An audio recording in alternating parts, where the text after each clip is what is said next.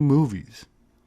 During our own age, the Holocene, we have first-hand examples documented of when a more advanced agricultural civilization encounters for the first time a hunter-gatherer tribe, illustrating the cultural differences and going against the narrative that agriculture developed spontaneously at the same time around the world, rather than the diffusionist model, which means one group spread it around, becoming the nobility, or in some cases, deified as gods.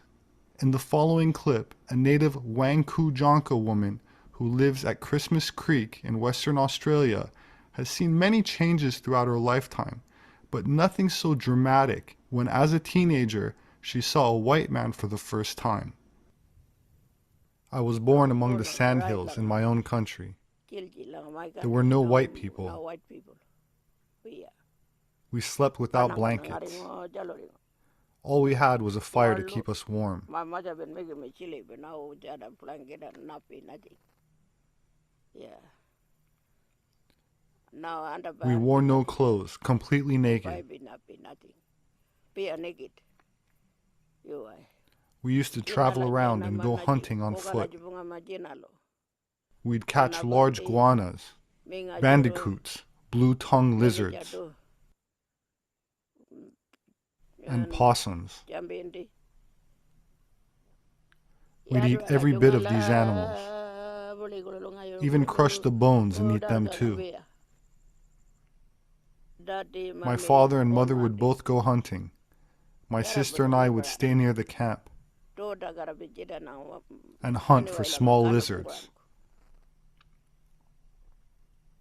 We'd track thorny devils, following its tiny tracks until we could find one feasting on ants. We would catch it and look around for more. Then we would cook and eat them and save some for our mother and father. The first time I saw an aeroplane was down near the stock route. It landed near us. We thought the white people might kill us. We were frightened of the white people, so we hid in a wattle tree. We sat under that tree looking out. Then someone said, "It's gone now. It's a long way off."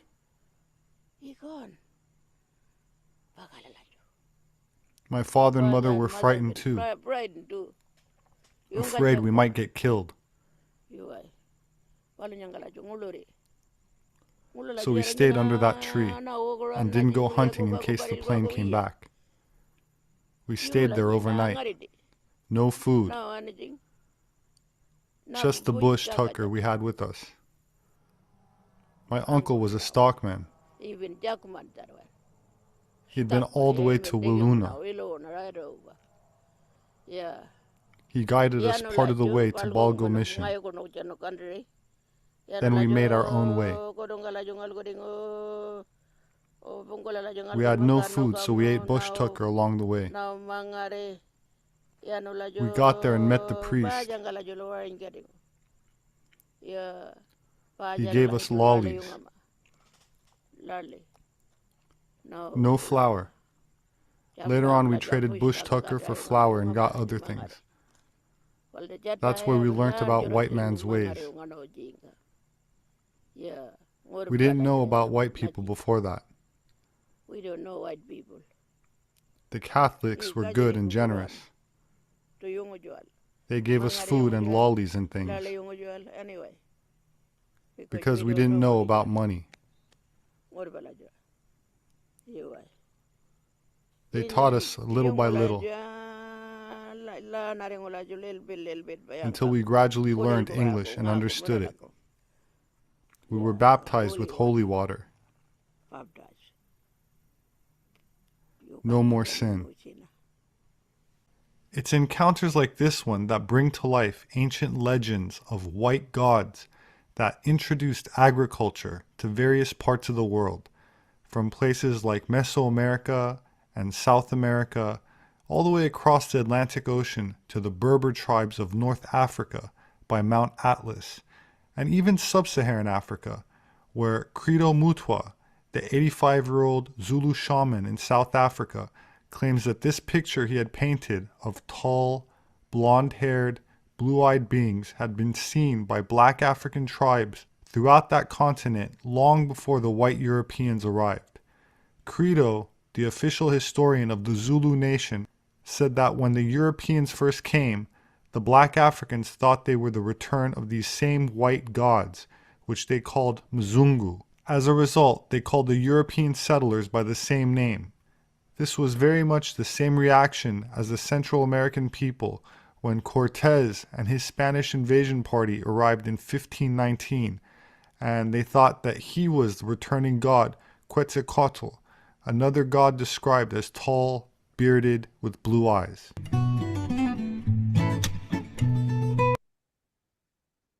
Hello, everyone, and welcome to the Israelites 13 channel. I'm your host, and joining me tonight from Krypton is Kar-El, fully activated. What's up, my brother? Greetings, my friend. How you doing, Joey? Good, good, good. Tonight's topic is the land of Muta, Empire of the Sun. Carl, any thoughts before we dig into this? Oh, brother, shout out to the world's most dangerous anthropologist there, buddy. He brings it to the table, doesn't he? Yes, that for sure does. No doubt. He's excellent channel. Give that guy some love if you can. All right, so Carl, let's hit the ground running and let's jump to our first slide here. I'm going to minimize this right here, bro, and we're going to do some reading. And I hope you are in the mood to read, my brother, because I'm ready to hear your Alexander Scorby tonight. I have wet my tongue with my performance-enhancing concoction here, black coffee, and I'm ready to roll. Let's do it, bro. All right. We're going back. I don't mean to interrupt you. We're going back to Churchward, his book, the Land of Mu. Go ahead, Carl. Sorry about that. No, that's good. Hey, who was Quetzalcoatl? Slide number 1, the lost continent of Mu. Here in the Yucatan, tens of thousands of years afterwards, we find a custom retained which was observed in Niven's lowest buried city, described by him as the life of a shepherd. Whenever the feathered serpent is seen carved or painted, it will always be found to be in some way connected with the royal family of Khan. The Khan dynasty was the last reigning line of Maya monarchs of Mayaks. The last dynasty was Queen Mu. She visited the Maya Nile colony in Egypt during the first century of its existence, 16,000 years ago, as related in the Toronto manuscript. The present natives of Yucatan are not pure-blooded. What remained of the Maya stock after the Great Cataclysm had destroyed the country were conquered by a Mongol race. The men were put to the sword and the women enslaved, and the forced marriages that followed introduced the Mongol blood into their veins. Thus, when the land was again settled after the cataclysm, it was by races that knew nothing of the builders of the vast structures which lay all about. This is verified by the fact that when Cortés invaded Yucatan, Bishop Landa, who accompanied him, asked the natives, who built the old ruins? The answer he received was the Toltecs. Toltec is a Mayan word meaning builder. Therefore, their answer was the builders. But who the builders were, they knew not. As Landa has stated in his writings, it will be interesting to note here and that the word Toltec means not a race, but a builder. In Mexico, there was a very ancient Aztec tradition which says that the first settlers in Mexico were a white race. The tradition continues saying this white race was conquered by a race with darker skins, and the darker skinned race drove the white race from the land. The white people then took their ships and sailed to a far-off land in the east towards the rising sun and there settled. A prophecy accompanies the tradition, which is, at some future time, this white race will return and claim and reconquer the land. Ritter Haggard must have found this same tradition, for in his work, Montezuma's Daughter, he says, Quetzal, or more properly Quetzalcoatl, was the divinity who is fabled to have taught the natives of Anahuac all the useful arts, including those of government and policy. He was white-skinned and light-haired. Finally, he sailed from the shores of Anahuac for the fabulous country of Hapalan in the bark of serpent skins, in a bark of serpent skins. The Guatemalan tradition about the blonde white race, the first inhabitants of America, is without doubt the clearest of all, because in Guatemala was Quetzal's capital city. And the Guatemalan tradition is as follows. When King Quetzalcoatl with the very white race was conquered by the invading darker race, he refused to surrender, saying that he would not live in captivity. He could not survive. He then, with as many of his people his ships could carry, sailed to a far-off land in the direction of the rising sun. He reached with his people this far-off land and there settled. They prospered and became a great people. During the great battle, many escaped and fled into the forest and were never heard of again. The rest were taken prisoners and enslaved by the conquerors. Wow. Carl, any first thoughts on that? Yeah. The ongoing war against the white race. Apparently, this is not a recent thing.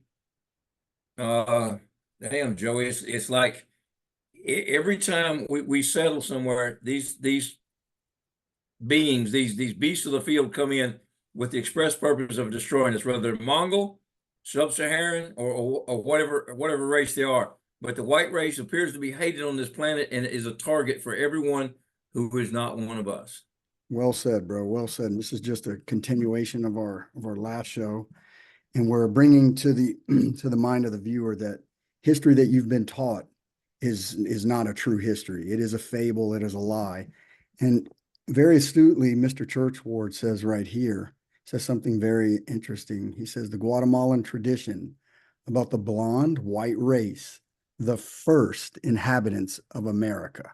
Now we have this fallacy, this name that's given to a group of people that were here known as the Native Americans, and they were here Yes, before us.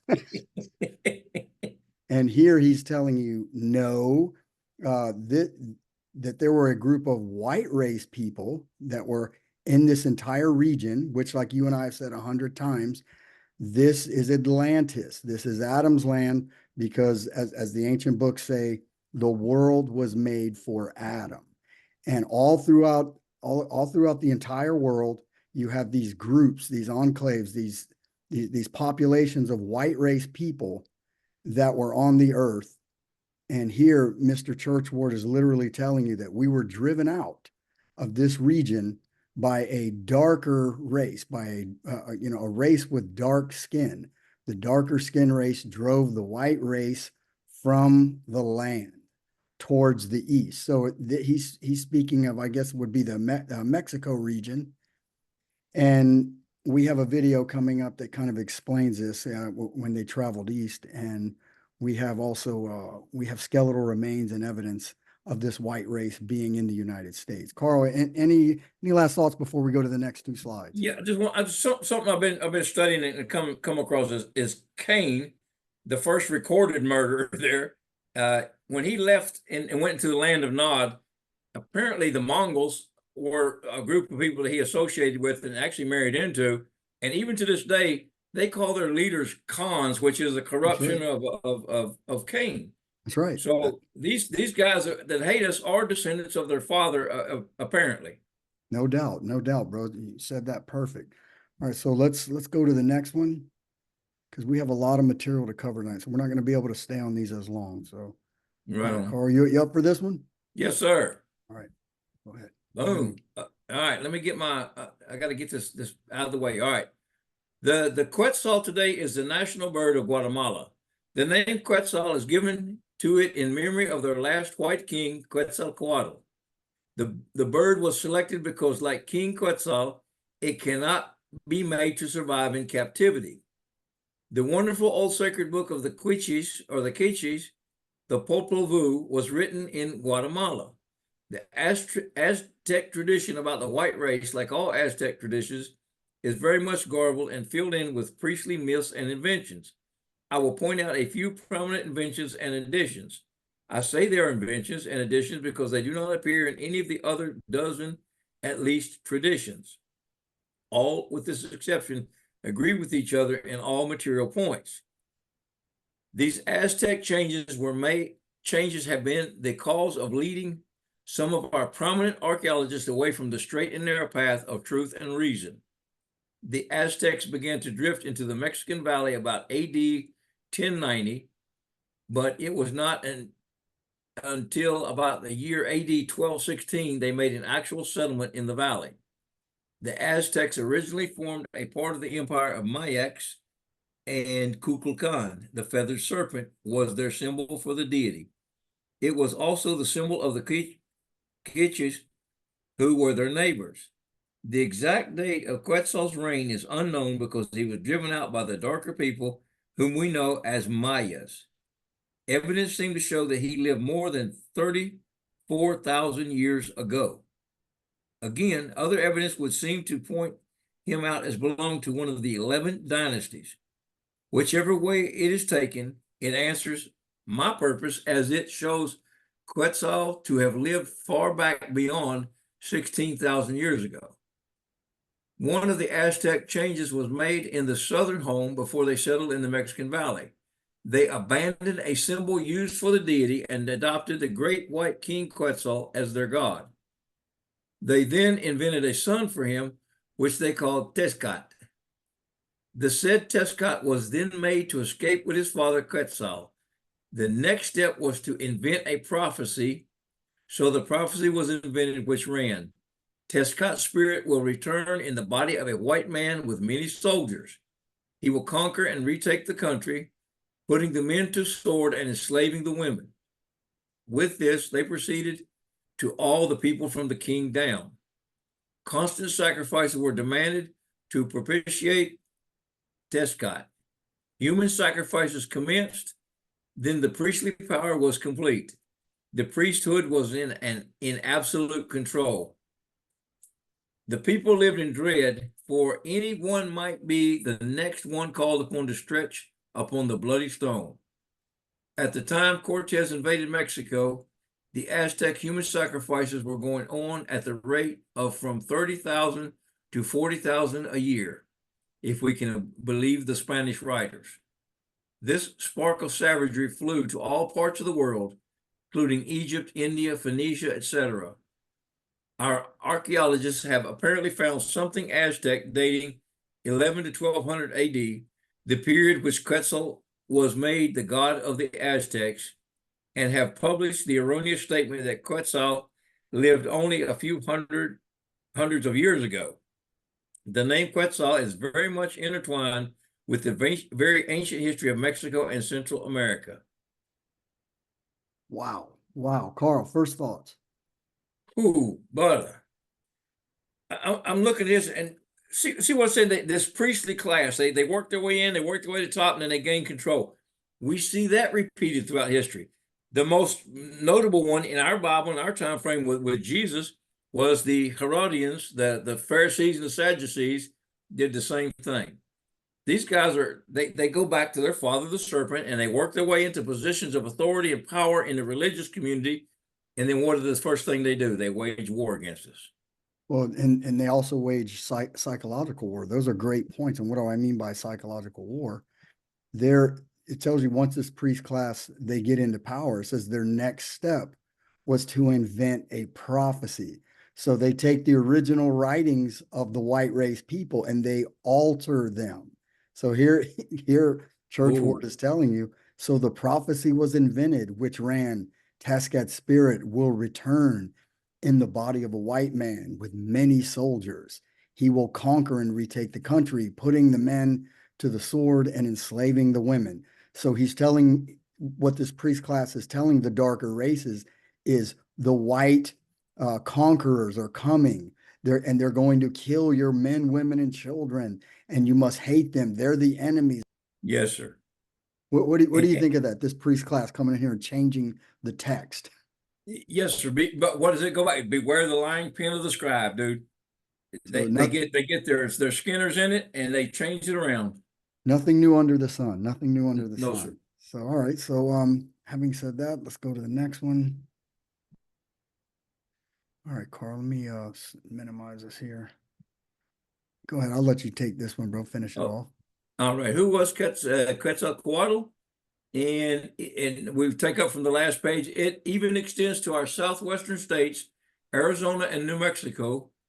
For there, the Pueblo Indians used in their religious rites and ceremonies the feathered or bearded serpent and called it Quetzalcoatl. Joining and comparing the various traditions, it would appear that far back there was a white race dominating Mexico and Central America, that they formed a kingdom, and the name of the last king was Quetzal. Why Quetzalcoatl was used in their religious ceremonies and rites? The Pueblo Indians of today apparently cannot tell. Each one has a different tale. The true import has been lost. It is now solely traditional. The empire of the Mayaks was made up of the last 7 distinct peoples, all coming from the motherland and apparently all speaking the Maya tongue. All the kings and queens of Mayaks during the 12 dynasties were of the white race. The last white race was the forerunner of the Latins, the forefathers of the white Polynesians of today, the forefathers of the white Mayas of Yucatan, and the forefathers of all our white races were one and the same. Wow, wow. So much for certain individuals that scare people out of their mind with the color of their eyes. So, Carl, let me jump into this one a little bit right here. Yes, sir. I didn't mean to skip in front of you, my brother. I'm going to start right here. It says the empire of the Mayaks was made up of at least 7 distinct people, all coming from the motherland or the fatherland of Muta or Adam's land, apparently all speaking the Maya tongue. You read this right to left, it's Ayam. You get rid of the Y, add a D, it's the tongue of Adam in the language of Adam. All the kings and queens of Mayaks during the 12, here's the number again, Carl, 12 tribes Yes. of Israel, the 12 leaders of Egypt. We got the 12 dynasties of Atlantis right here, were the white race. The last white race was the forerunner of the Latins, the Lombards. A lot of people in CI will always leave the Lombards out, who are a Germanic tribe. But if you look at this word right here and you get rid of the L, it's Atins. Atin, Adam, the sons of Adam. They were the forerunner of the Latins, King Latinus, the forerunner of the white Polynesians of today, the forefathers of the white Mayans of Yucatan, and the forefathers, let me repeat that, the forefathers of all our white races were one and the same. Wow, Carl. Any thoughts on that, bro? No, and when we mentioned that this extended into the southwestern states, you know, up there with this whole Aztec thing. And I hang with some treasure hunters, and we did some studying on this stuff. The Ute Indians are considered northern Aztecs. The Aztecs are considered southern Utes, and supposedly are genetically the same group of people. Wow, wow. Just separated by a lot of land. Well, he's telling you this, and this name to me is intriguing. This Quetzalcoatl, if I'm sorry for killing that, but if you notice phonetically, all these words, like I was telling you, there's so many different words where the letters are all the same. They all connect, and I look at the last 3 letters of this. It's Quetzal, and then right here Coatl. So if you look at the last 3 words, it's Atla. So you have Atlant, so the god of Atlantis right in your face. And like we said, that's not by coincidence. If you find it once, maybe, but 30 times already. I mean, how many times do we keep running into this, Carl? It's like every time you dig up another document, you're finding another word that can be tied to Adam's land or Atlantis. He said that when these dark races came in, that he loaded up the ships, and he said that they moved east. The last king of one of the sons of Atlantis, they left and they boarded these ships and they went east. So this would be from Mexico, and they took off east. So I'm going to minimize the mugs here, and this is from Sefer as well. I'm going to give a couple of these illustrations that he put in his book right here. I can't remember the name of the book, but The Legend of Quetzalcoatl. Palacio Nacional de Mexico, Diego Rivera, 1929 through 30. So here we have this darker skinned people right here, and we have Quetzalcoatl, and then magically above him, we have this sky god right here. And here's the picture of the sun.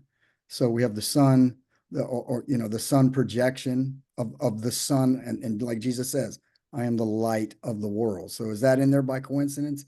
I have no idea, Carl. So let's go to the next one. Any thoughts on this picture before I jump? Nope. All right, bro. So let's go to the next one. Here we have another one. This is a mural in, how do you, Cholula, Puebla. of a Cholula, Puebla, yeah. blonde bearded Quetzalcoatl right here. So here we have one of the white gods again. The Quetzalcoatl kind of looks like a Jesus figure, doesn't it? It does. It looks like a modern day rendition of Jesus. Yeah. Okay. So let's go to the The next Caesar Borgia version there. I got you, bro. So right here we got an ancient untouched royal tomb found in Peru. Credit to Robert Seffer for this slide here, because we don't hijack people's stuff and not give them credit. So here's a 1300-year-old mummy found in Peru, and notice, yes, they have the blue eyes. These were statues of what the people saw of when the Adam and his sons ruled over them in God human form. This is what they look like. All right, so let's go to the next slide. All right, Carl, I'm going to go ahead and start this video. And I was saying earlier that when the last king of Atlantis, or Quetzal, when he left the region of Mexico, it says that they traveled east towards the rising sun. Now everyone knows that east of Mexico would be Florida. So let's see what Robert Seffer has to say about this.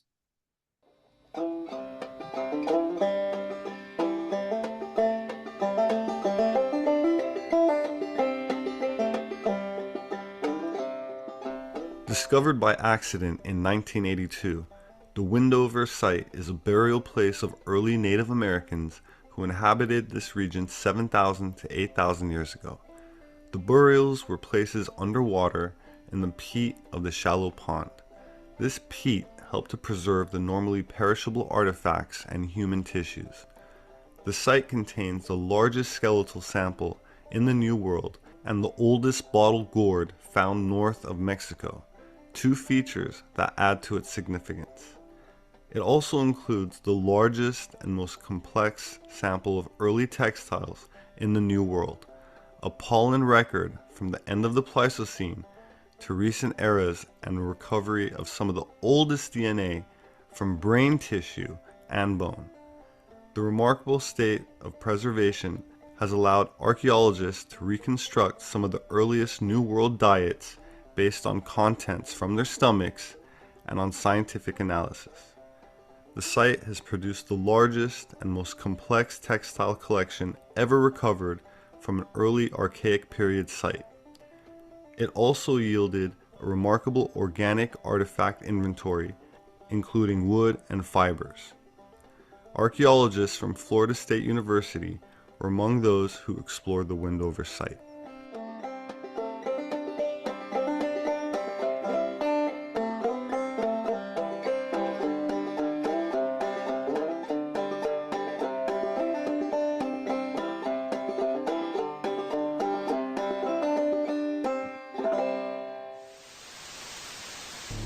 Professor Doran thought he could detect tiny fibers.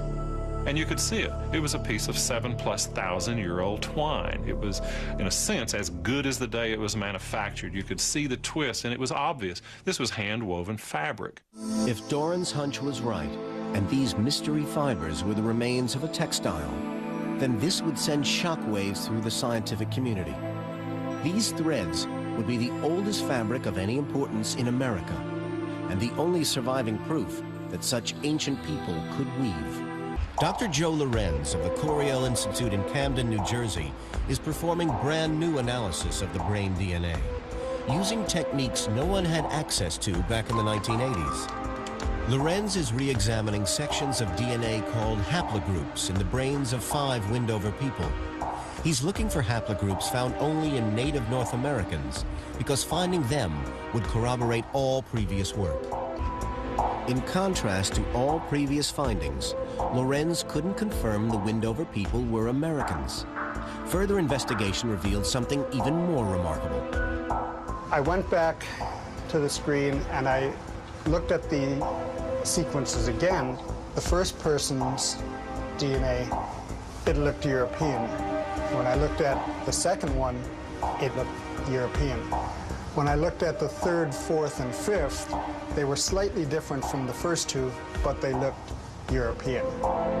Lorenz had found DNA unlike any other from Native Americans.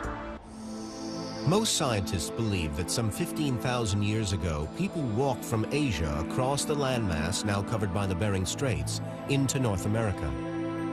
Lorenz's results could be consistent with a new and controversial theory that proposes some of the earliest people migrated to America from Europe, perhaps by crossing an Atlantic Ocean significantly narrower than it is today.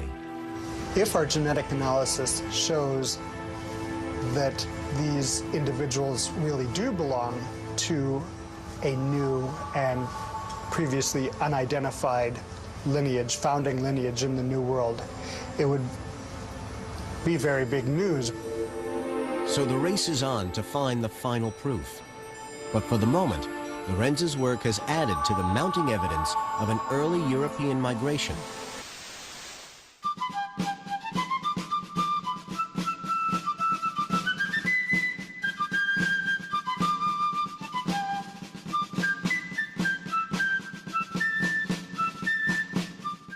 The human remains uncovered at the Windover site were between 7,000 and 8,000 years old, making them 3,200 years older than King Tut and 2,000 years older than the accepted dating of the Great Pyramids of Egypt.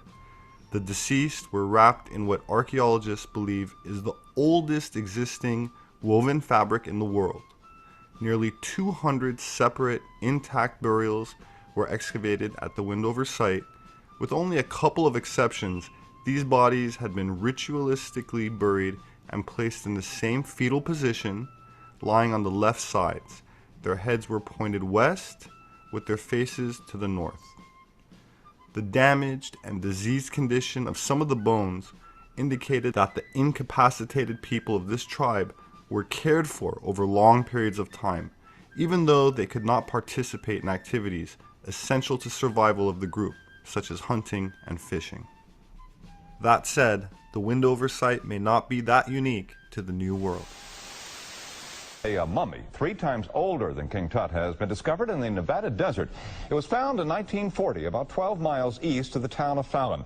It's a discovery that could possibly unlock some of humankind's early mysteries. But tonight on Special Assignment, Channel 3's Vince Sterla tells us scientists may never get a chance to unlock those mysteries. Outside of Fallon, Nevada, the curious have come to learn more about an ancient society of people who once called this cave home. Not far from this cave, a mummy has been discovered. A mummy that may reveal the secrets of an even older society, one that dates back to the dawn of civilization. This is extremely significant. This is unprecedented. We haven't had a find of this importance in my lifetime. One thing that makes the mummy, known as the Spirit Caveman, so important are these fine hand-woven fabrics discovered at the burial site. These textiles represent an extremely sophisticated ability to weave fabric by hand in a time where we didn't realize that people were doing that before. The mummy was discovered tightly bound up in this matting. Out of respect for the dead, this photograph and this drawing are the only 2 pictures scientists will allow to be publicly displayed. Recent tests reveal that the mummy is 9,000 years old. That's 3 times older than any other mummy yet discovered in North America. That news has stunned archaeologists because a mummy can tell scientists how people back then lived, what diseases they had, even what food they ate. Scientists can get that information by studying the mummy's DNA. That requires cutting a small piece of tissue from the body. That it shouldn't be done. And that, says Paiute Shoshone tribal leader Alvin Moyles, is desecrating the dead. The mummy was discovered near Paiute Shoshone land, but scientists claim that the mummy is so old that he couldn't possibly be related to the Paiute Shoshones, that the mummy's tribe was here thousands and thousands of years before anybody else. They do not appear similar to any living Native American in North America. They have receding cheekbones, narrow face, long face. Some Indians have some of those traits, but as a group, those are Caucasoid traits. The two sides are now caught in a catch-22. One way to prove kinship is through the DNA test, but the tribe doesn't want that because it would require further disturbance of the remains. Whether or not scientists ever get to study the mummy is a matter for the U.S. government's Bureau of Land Management to decide. The DNA evidence would be definitive. Until a decision can be made, the mysterious Spirit Cave mummy will remain trapped in limbo. Yeah, he's kind of in the legal, spiritual, ethical limbo. In Carson City, Nevada, Vince Sterla, Channel 3 reports. Even mummies can't avoid the law and bureaucracy, it appears. Many archaeologists agree it's entirely possible the mummy is not related to any existing tribe in North America. Yeah, it sounds like the mummy predated most of the Indian tribes from that time. Wow, Carl. Wow, wow. What do you think of that little clip from Robert Suffer there? Yeah, yes, sir. And think about it. They don't want to disturb the dead. Or this is the same people who were scalping, skinning people alive, disemboweling, and but now all of a sudden they're too. They what do you call that? Virtue signaling by what it is. They don't want the truth out because they lose their grip of the power that they have, being supposedly the first ones in the land. Exactly. They spiritualize it because they're Native Americans and they talk like this, and yes, they have a spirituality beyond that of the stupid white man. And they run that scam on our people, and don't disturb it, because if they, like they said, they did the genetic testing and magically they say it was European. But the one thing I would say where the geneticists have it wrong is they always say they're European, but no, they're not European. Like we said earlier today, they're Atlantean. Yes, sir. Did the Atlanteans end up in Europe? Yes. Were there remnants of the Atlantean people in ancient Europe? Yes. But here they're running the same exact scam on us because our people are racially ignorant, and they've been taught, like we said today on the phone, they've been taught to hate themselves. And any study of your racial beginnings, they hit you with that psychological, attack weapon that, that induces guilt in the mind of whitey, that you're a white supremacist or, white privilege. So it's always in a negative connotation, but it seems like that trick has been working for a long time. What say you, Carl? Yeah, yes, sir. I mean, this concept that you have to be ashamed of your race while everybody else on the planet can be proud of theirs. I'm like, But Yeah. they beat that into us, man. And I know a lot of our people who fall right in line with that, brother. Oh, and they follow that thing with the Judeo. What's the thing we were saying today about the Judeo Christians and what they teach them, as far as like, if you, like you and I both have said in past conversations that when we have mentioned who the people in the Middle East really are, and I don't want to say it, but it brings like a hatred towards you, and they shut down. I mean, it's like what you're saying is sacrilege. If you say, no, the people in the Middle East are not the children of Israel, which means El Ra'is, God, sons of light. We are the sons of Israel. And then you show them proof, they shut you down. And I don't care if you've been friends with them for a long time, family members, but the worst ones that I've come across are the Judeo-Christians. And they literally, I mean, bro, they will shut you down and walk away from you and visibly get angry and they don't want to talk about it. It's taboo. No. You can show them in the Bible that they carry under their arm to go into the church who rebuilt what we call the Holy Land today. Esau, Edom, and that's and plainly tells you. I think it's Micah 1:4 or Malachi 1:4. I get them confused. It's been a long day, but it tells you. And those are the people with whom God has indignation with forever. And we are. We're bound. We're worshiping. We're blessing these people, when we, in fact, are looking at Israel every time we look in the mirror. Exactly, bro. Well, the ones that returned, I think even Josephus, I think he wrote it was like 36,000 of the Judites when they left Babylon. He said they went back, and it was basically a multicultural shithole when they came back. And then Yeah. they knew that their brethren were in Europe already. I'm not going to get into Josephus too much. You know, I mean, anyone can look that up and read through it. But Yes. Carl, I'm going to take this one right here, bro. Unless you have any last thoughts of what we just went over. No, we probably need to roll on here, don't we? Oh Go yeah, we to do. it. We got a lot of stuff, man. So this is from the Emerald Tablets. It's Adam and the sons of light create bodies to enter the lower earth dimension. Deep in Earth's heart lie the halls of Amenti. Far neath the islands of sunken Atlantis, halls of the dead and halls of the living, bathed in the fire of the infinite all. For in a past time, lost in space-time, the children of light, or the El Ra'is, God's sons of light, look down on the world, seeing the children of men, of the lesser men, in their bondage or satanic bondage, bound by the force that came from beyond, Satan. Knew they that only by freedom from bondage could man ever rise from the earth to the sun. Down they descended and created bodies, taking the semblance of men as their own.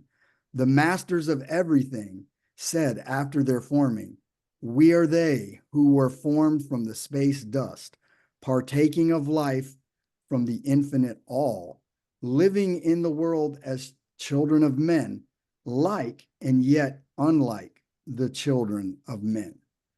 Carl, that's a powerful verse right there, and from the Emerald Tablets. What is your opinion on that when you hear that, Carl? That the sons of light, El Ra'is, they came down and made bodies for themselves? What say you, and that bro? continues on to the conversation with Jesus and Nicodemus, born from above. And this concept that we had to have been volunteered to come down and just like I said, make bodies, and we're here on a mission, dude. I mean, that's the only thing I can imagine or figure out, that we're here on a mission. Why our memory was wiped and we're reduced to less than 10% use of our brain to be thrown into this mess, I don't know, unless it just wouldn't be fair for the men, the lesser men. But we had to have pre-existed, and this kind of confirms that. And then fast forward to Jesus and Nicodemus, it also it's like that two witness thing. Right. Well, you know, what's his name? Sefer just said earlier in the show, he said that agriculture and all this different architecture, we see the polygonal masonry and all these remarkable cathedrals all over the world. And he said it all started from the white gods. And here in the Emerald Tablets, it's telling you that the children of light look down on the world. Children of light, this is a hidden way of saying, or Israel is a hidden way of saying children of light, or El Ra'is, God's sons of light, the children of light. They look down on the world, seeing the children of men in their bondage by the force that came from beyond. Okay, remember, it said that Satan went to the earth and saw that it was good, and he refused to go back and took the earth and ruled as king on the earth until God created Adam and his children of light and took it from him. And this was the start of the great war in the heavens. Carl, anything to add to that? Yeah, it was just what we got. Again, we go back to this entire world or planet under the rule or administration of Adam and or Adam's land or Atum's land. That it was an administrative system that ruled and controlled the entire planet. Well, I think, bro, you're spot on, bro. And to add to that, if you read this right here, it says, we are they who were formed from the space dust. What did it say? What does it say in the Bible that Adam was made of? Dust. The dust of the ground. Yes, But sir. this is a very in-depth understanding beyond the 66 Judeo-Christian books. It tells you the space dust. So those from above, space dust. It says right here, the masters of everything were forming, and we created bodies, taking the semblance of men of our own. We are they who were formed of the space dust, partaking of life from the infinite all, or from the infinite light. These were light beings projected down to the earth, and they made bodies for themselves, congealing light from mixed with this space dust, congealed into, third dimension physical form. And he's telling you that these were the Israelites. These are the very first Israel, like we said last week. Everyone thinks the very first Israel is Jacob. And Carl and I are saying negative, that's wrong. The very first Israel, or the God's son of light, was Adam. And everything that came from Adam were sons of light, as long as it was from the holy seed, from Adam and Eve, and not his mixing, with like other stories from Lilith and all that other mess. But this is telling you right here that this group of Israel came down from the heavens, and they made bodies for themselves from the infinite light of our Father, Jesus Christ. Carl, what do you have to say about that? No, that again pretty much covers what we've been saying, that we're not just, I say we, Adam, our father, the first Israelite, was not, as the Judeo-Christians teach in the King James, no man to till the soil, so God had to have a gardener he put down there to prune the bushes and hoe the corn. This was an administrative position, and as he was here, and this bothers some people, and it was tough for me to wrap my mind around, but Adam was the God of this earth, just like Satan is now the God of this world because he took it from Adam. Adam was placed here as the God. As God's son, he is a God, and he was placed here in charge of this place. That's right. And that's confirmed in every civilization on the face of the earth. They all say that there was a group of gods, just like in the Ethiopic writings. It says, and we've said this 100 times and we'll keep saying it. God told Adam, he said, I made thee of the light, of my light, and I wanted you to bring out children of light like unto thee. Or in other words, be fruitful and multiply in God form and in a fallen state. And Adam did both. He did both. So the story of mythology and the mythological gods all over the earth, they all talk about a group of gods, the Anunnaki, Zeus and the Olympians, whatever name you want to put on it. It's telling you the same exact story. And right here where I just said that the literal children of light, they look down, the El Ra'is, El being our Father Jesus, Emmanuel, and his children of light, we're going to prove to you that Adam was the first Israel, and Jacob and them came afterwards. And that's going to be later in the show. That was also found in another rejected text. So Carl, any last thoughts before we jump? Let's roll it, buddy. All right, brother. All right, so we're going to be video heavy tonight, bro. So this is from a great channel, and I ask the viewers, please, if you get a chance, it's called Mystery History. I love this guy's channel. He always ends it with, it's quite compelling. He always said that's so. Anyways, all jokes aside, it's a great channel. Check it out. And this goes along with what we just said. When the white race of the last king of Atlantis, when they left Mexico, magically they went east, and here we find skeletons. We find skeletons in Florida, in the Wendover Bog people, and then they find Kennewick Man in the Southwest region, and now he's going into Peru. And I think you'll find this very interesting. Kulab, a site that I have previously covered and also personally exposed the true scale of. Seemingly, or more than likely deliberately overlooked by academia, Kulab not only possesses an enormous ancient wall which surrounds the entrance to the site, which according to academia was seemingly placed upon the plateau of a naturally formed hill. However, after personally investigating this site myself, I found that not only had the wall constructed took unimaginable effort to build, but that the site beyond this impenetrable fortress had in fact been backfilled with earth, artificially creating the plateau that geologists, academics, and archaeologists alike long ignored and merely assumed was selected due to natural features, were in fact artificially created. However, it is clear for all to see that not only was the plateau painstakingly created to backfill to this fortress's wall, but the ingenious entrances were also the work of a people of tremendous intellect. Many of the passageways into the site allow many to enter the passages, However, as the invaders made their way along these elevations to penetrate the fortress itself, not only were they wide open to arrow fire from above from both sides, but also by design, the passageways slowly narrowed to a point where only one person at a time could actually enter the site. However, the purpose of this video is not the astonishing architectural features of the site itself, but possibly an exposure of the true creators of the site, a group of people with characteristics which may come as a shock to some and been long predicted by others. Found deep within a cave system within the site, a burial chamber at a depth of 800 meters, a burial chamber created at this location for the sole purpose of preserving these individuals' remains for as long as possible, and also to avoid the ravages tomb raiders that have been experienced over the eons by many of the other burial sites by many different cultures. There are many wooden idols that have seemingly been treated with lost technologies and have survived the climate astonishingly well. Yet, this set of mummies could expose once and for all who were responsible for this astonishing sight, and indeed its miraculous characteristics.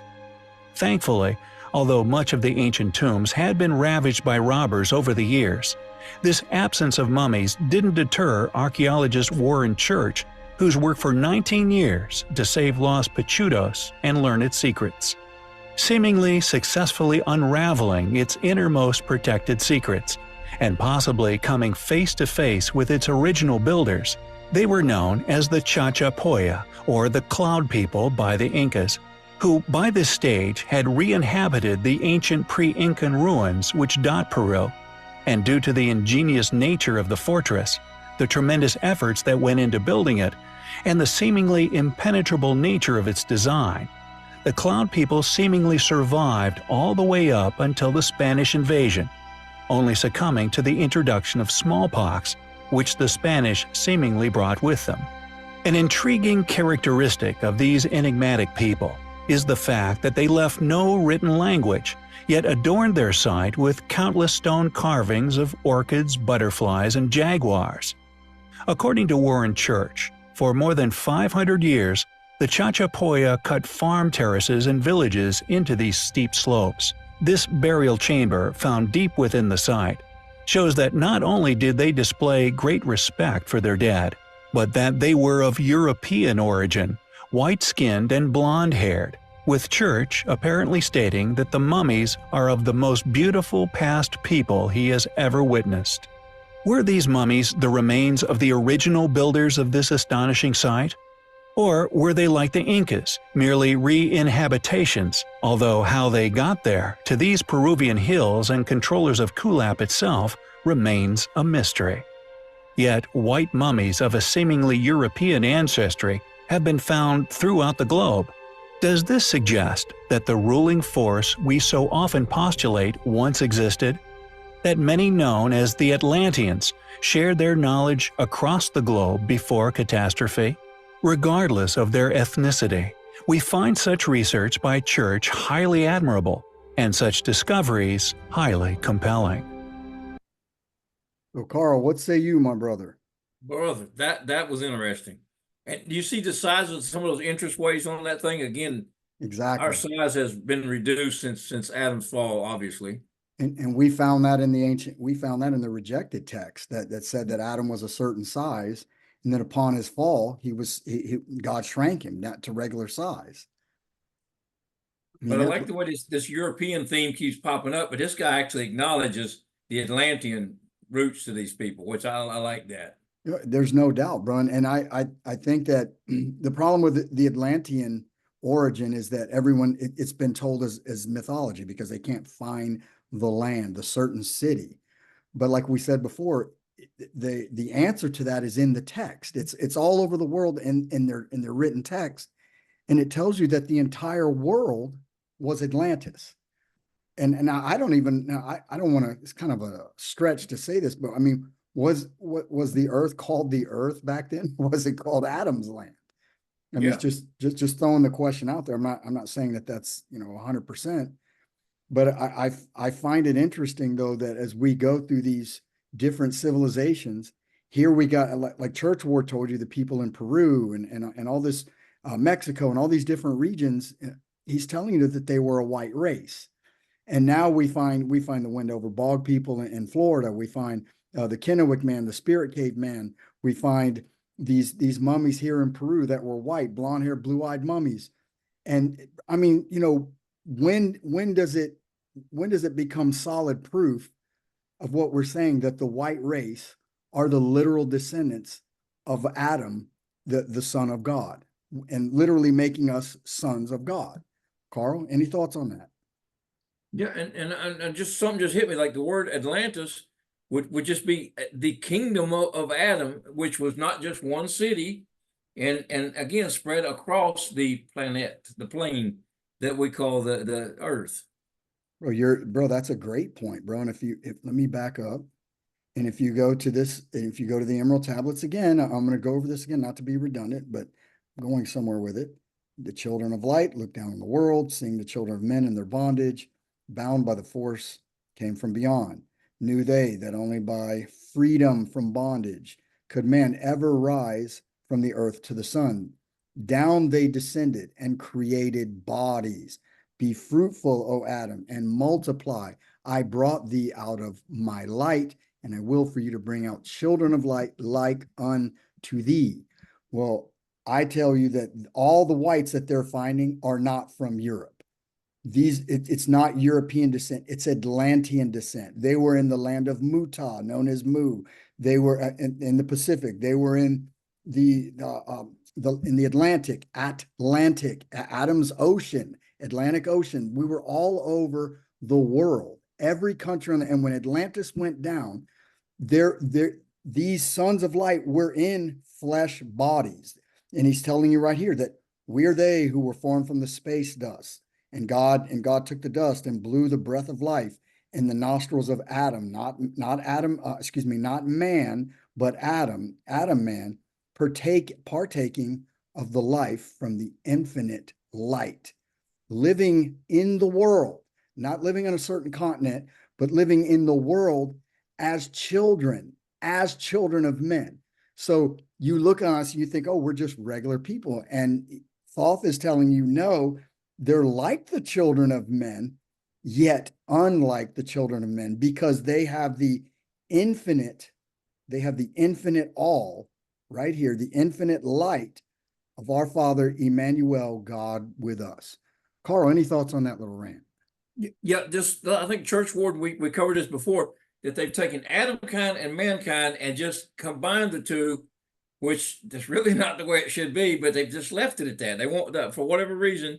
I guess for the confusion that comes out of it, which our God is not the author of confusion, and we know who is, but there is a distinction between mankind or natural man and Adamkind. Exactly. And I believe Adamkind was bringing these other people up, and they were led into a rebellion by the original rebel himself, who has been at war with us and with Adam and us from the time he said he wasn't going to give the earth back. Well, and that's confirmed as well. They said, notice it's always the dark skinned races. And it said, and we're not saying that from an emotional standpoint of love or hate. We're just telling you from a textual perspective of what it says.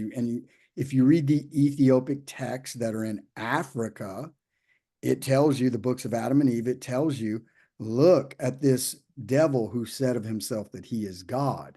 Can God be black? Adam sees the devil in his true colors. Billy Carson and all the little gatekeepers, they go on there and they tell you, I've read this book, I've read that book, I've read the books of Adam and Eve, but he never brings to the mind of the viewer that, well, maybe you should read the second book of Adam and Eve, and it tells you who your daddy is, Mr. Carson. And they always overlook that. And everywhere that we are or our people have been on the earth, it's always been this chess game of moving a certain group of people in to drive us out. And that's even in Church Ward's book, where he said that Quetzal was driven out of that land by a darker race of people. Now, Carl, our borders are open right now. Are we bringing in people from Italy and Spain and Ireland and England? Or are we bringing darker skinned people in? We're bringing in the flood of waters from the serpent's mouth, that dark water dipped from Washington. Waters being metaphor for people. That's right. That biblically speaking, to wash away our seed through That's right. mongrelization, amalgamation, and outright murder. Murder, exactly. That's exactly what's happening. So, having said that, let's go to the next slide. All right, Carl, you want me to give you a break, bro? Or you want to take this? There's some big that's up to you, words bro. here, bro. What's that? That's up to you. I'll do it. It's the Polynesian Caucasians of the Pacific. I found this. I was doing some research on trying to cross-reference what Churchward was saying, and this was a gentleman, Clifford E. Gates from Colgate University. It says, in the oceanic islands of the Pacific, 3 different peoples who have been called Malaysians, Micronesians, and Polynesians. These form very distinct divisions. The Melanesians are physically negroid, nearly black, with crisp, curly hair, flat noses, and thick lips. Although nothing is known of their origin, it is supposed that they came from Africa or sub-Saharan Africa and were the earliest occupants of the oceanic world. They now occupy the western portion of the Pacific Islands south of the equators, including Fiji, New Hebrides, the Solomon Group, and Bismarck Archipelago. The Micronesians are a Malay stock, much modified by Malaysians, Micronesians, and even Chinese and Japanese crossings. They are short, often stunted in form, and have a dark brown complexion. They inhabit the western portion of the Pacific Islands north of the equator, including the Marshall Islands, the Gilbert Islands, the Caroline Islands, and Guam. So let's go to slide 2.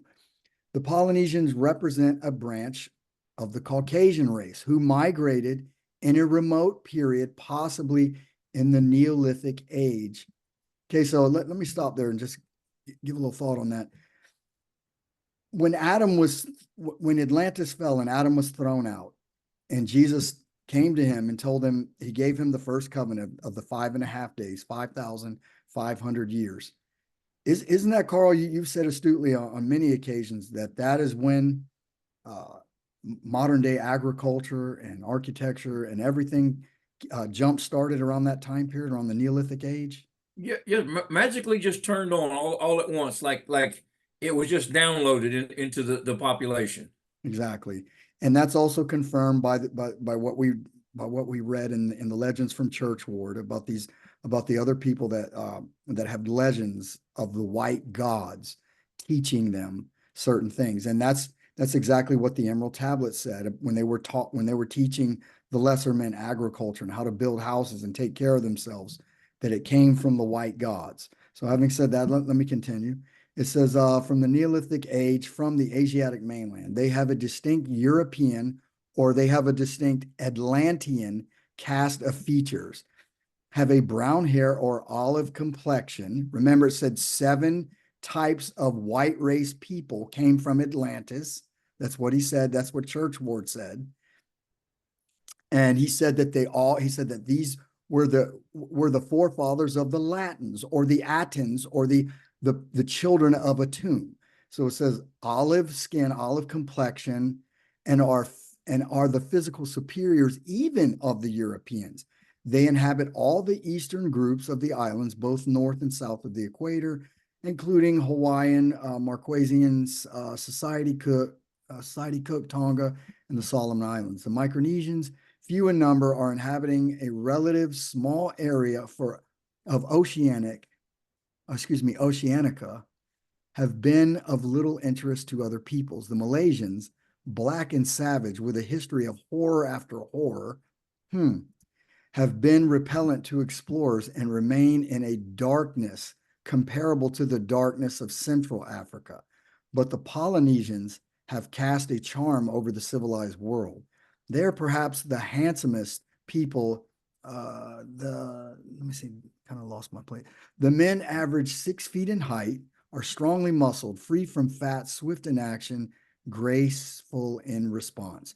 The women are often of rare beauty, with regular features and wondrous large brown eyes. In character, they are exceedingly merry, gentle, courteous, and hospitable. Carl, any thoughts on that little thing from Mr. Gates there?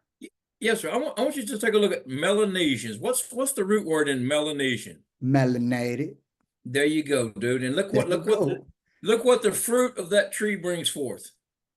Because y'all crackers live up in them caves. Savage with a history of horror after horror. I mean, dude, it's like that. A tree is known by its fruit. Trees in the garden. I mean, Yes, sir. this is a big story. This is a deep story, and to be able to wrap your mind around it, understand.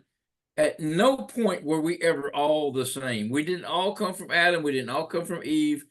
There is more going on than you learn under the steeple in your Judeo-Christian temple to Babylon. Well, and we've also proven in ancient and rejected text, in what is that, 4, 5, 6 different texts that literally tell you Adam was white. Adam himself told you he was white as an alabaster stone, and he said, I am white as the white of my fingernails. And you will never find that in the Bible. They'll never tell you that in the Judeo-Christian church. But Carl and I have brought that to you in the past, and anyone can go over our research and you can dig and hunt for you, and you'll come up with the same conclusions if you dig into the book. So having said that, Carl, any last thoughts before we jump? No, that stuck out. That jumped out. See, again, this is stuff as we go over it, stuff jumps out. I learned something almost every slide, every conversation. Bro, me too, bro. It's never ending. We're gonna get off task here, but this is from Plato Symposium right here, and I'm gonna kind of just scroll down. I'm gonna scroll down right here. And they're talking about early mankind, and I found this quite interesting and quite weird at the same time. But I wanted to bring it to the viewer and have this sink in. And Carl, if you would, bro, could you start right here where I have the cursor where it says, I will try to describe his power. He's talking about man. I just don't want to read the whole thing because it gets into all these crazy names and the power of Aristophanes and Well, gotcha. it's not even that, but it's like it's got some weird sexual overtones, and it's kind of gross, so I don't really want to go over that garbage. I will try to describe his power to you, and you shall reach the rest of the world what I am teaching you. Or teach the rest of the world what I'm teaching you. In the first place, let me treat of the nature of man and what has happened to it. For the original human nature was not like the present, but different. The sexes were not 2 as they are now, but originally 3 in number. There was man, woman, and the union of the 2, having a name corresponding to this double nature, which had once a real existence, but is now lost, and the word androgynous is only preserved as a term of reproach. In the second place, the primeval man was round, his back and sides forming a circle, and he had 4 hands, 4 feet, 1 head, and 2 faces, looking opposite ways, set on a round neck and precisely alike. Also 4 ears, 2 privy members, and the remainder to correspond. Bro, wow. What are your thoughts when you read that? Now we're going to jump into in the next slide and kind of answer some of these questions, but Plato is giving you his understanding of creation from the beginning. Back to what we're saying, we don't have all the answers, but we're bringing this to the viewer to give you the mindset of the Greeks, and the Greeks, if you know anything about their history, Plato tells you that they were the literal descendants as well of Atlantis. So this is a group of people that have been around from the beginning when Adam was God of the world. So having said that, Carl, let me I'm going to minimize this here. I'm going to jump to the next one. Let me see, androgynous. Okay. Well, hold on. Before we jump, let me go over this real fast. It says the primeval man was round, his back and sides forming a circle, and he had 4 hands, 4 feet, 1 head with 2 faces looking in opposite ways, set on a round neck and precisely alike. Also 4 ears, 2 privy members, and the remainder to correspond. Is this some type of metaphor, bro, of a splitting like you said? I mean, this is bizarre, dude. When I read this, I was like, what the hell? Yes, sir. I can't wrap my mind around it because I know we've never been exposed to anything like this. I mean, the nearest you can get to it without the 2 heads and all that would be what, a hermaphrodite, as far as, I mean. Well, I think we're gonna shed some light in the next slide here. So about maybe what this means. So let's go to the next one. I'll take it, bro. It says, he could walk upright as men now do, backwards or forwards as he pleased. And he could also roll over and over at a great pace, turning on his 4 hands and 4 feet, 8 in all, like a tumbler, like tumblers going over and over with their legs in the air. This was when he wanted to run fast. Now the sexes were 3. Now this is key right here. We're going to go over this right here. Now the sexes were 3, and such as I have described them, because the sun, pay attention to this real close, because the sun, moon, and earth are 3, and man was originally the child of the sun, the woman of the earth, and the man-woman of the moon, which is made up of sun and earth. And they were all round and moved round and round like their parents. Terrible was their might and strength, and the thoughts of their hearts were great or constantly evil. And they made an attack upon the gods. Of them is the tale of Otis and Ephialtes, who, as Homer says, dared to scale heaven and would have laid hands upon the gods. Doubt reigned in the celestial councils. Should they kill them and annihilate the race with thunderbolts, as they had done the giants? Then there would be an end of the sacrifices and the worship which men offered to them. But on the other hand, the gods could not suffer their insolence to be unrestrained. Carl, there is a lot Plato has packed away here. And do you have any first thoughts of this, or do you want me to jump into this and maybe give my understanding, or you want to go first? I'll tell you, please, because I'm looking at this. I can't decide if this is the planets. Carl, the first thing that I see, when I look at this, is he's telling you that there were 3 different beings on the earth. It says, and as far as the sexes, there were 3. He says, I've described them because the sun and the moon and the earth are 3. And the man was originally the child of the sun. Let's start right here. And the man. So the son is interchangeable with the S-O-N. So, and the son of God and his child, Seth, the man, was the original and the mother was of the moon, because the sun, the moon, and the earth. So the sun, the S-U-N, or the light of the S-U-N through the S-O-N, is the greater light.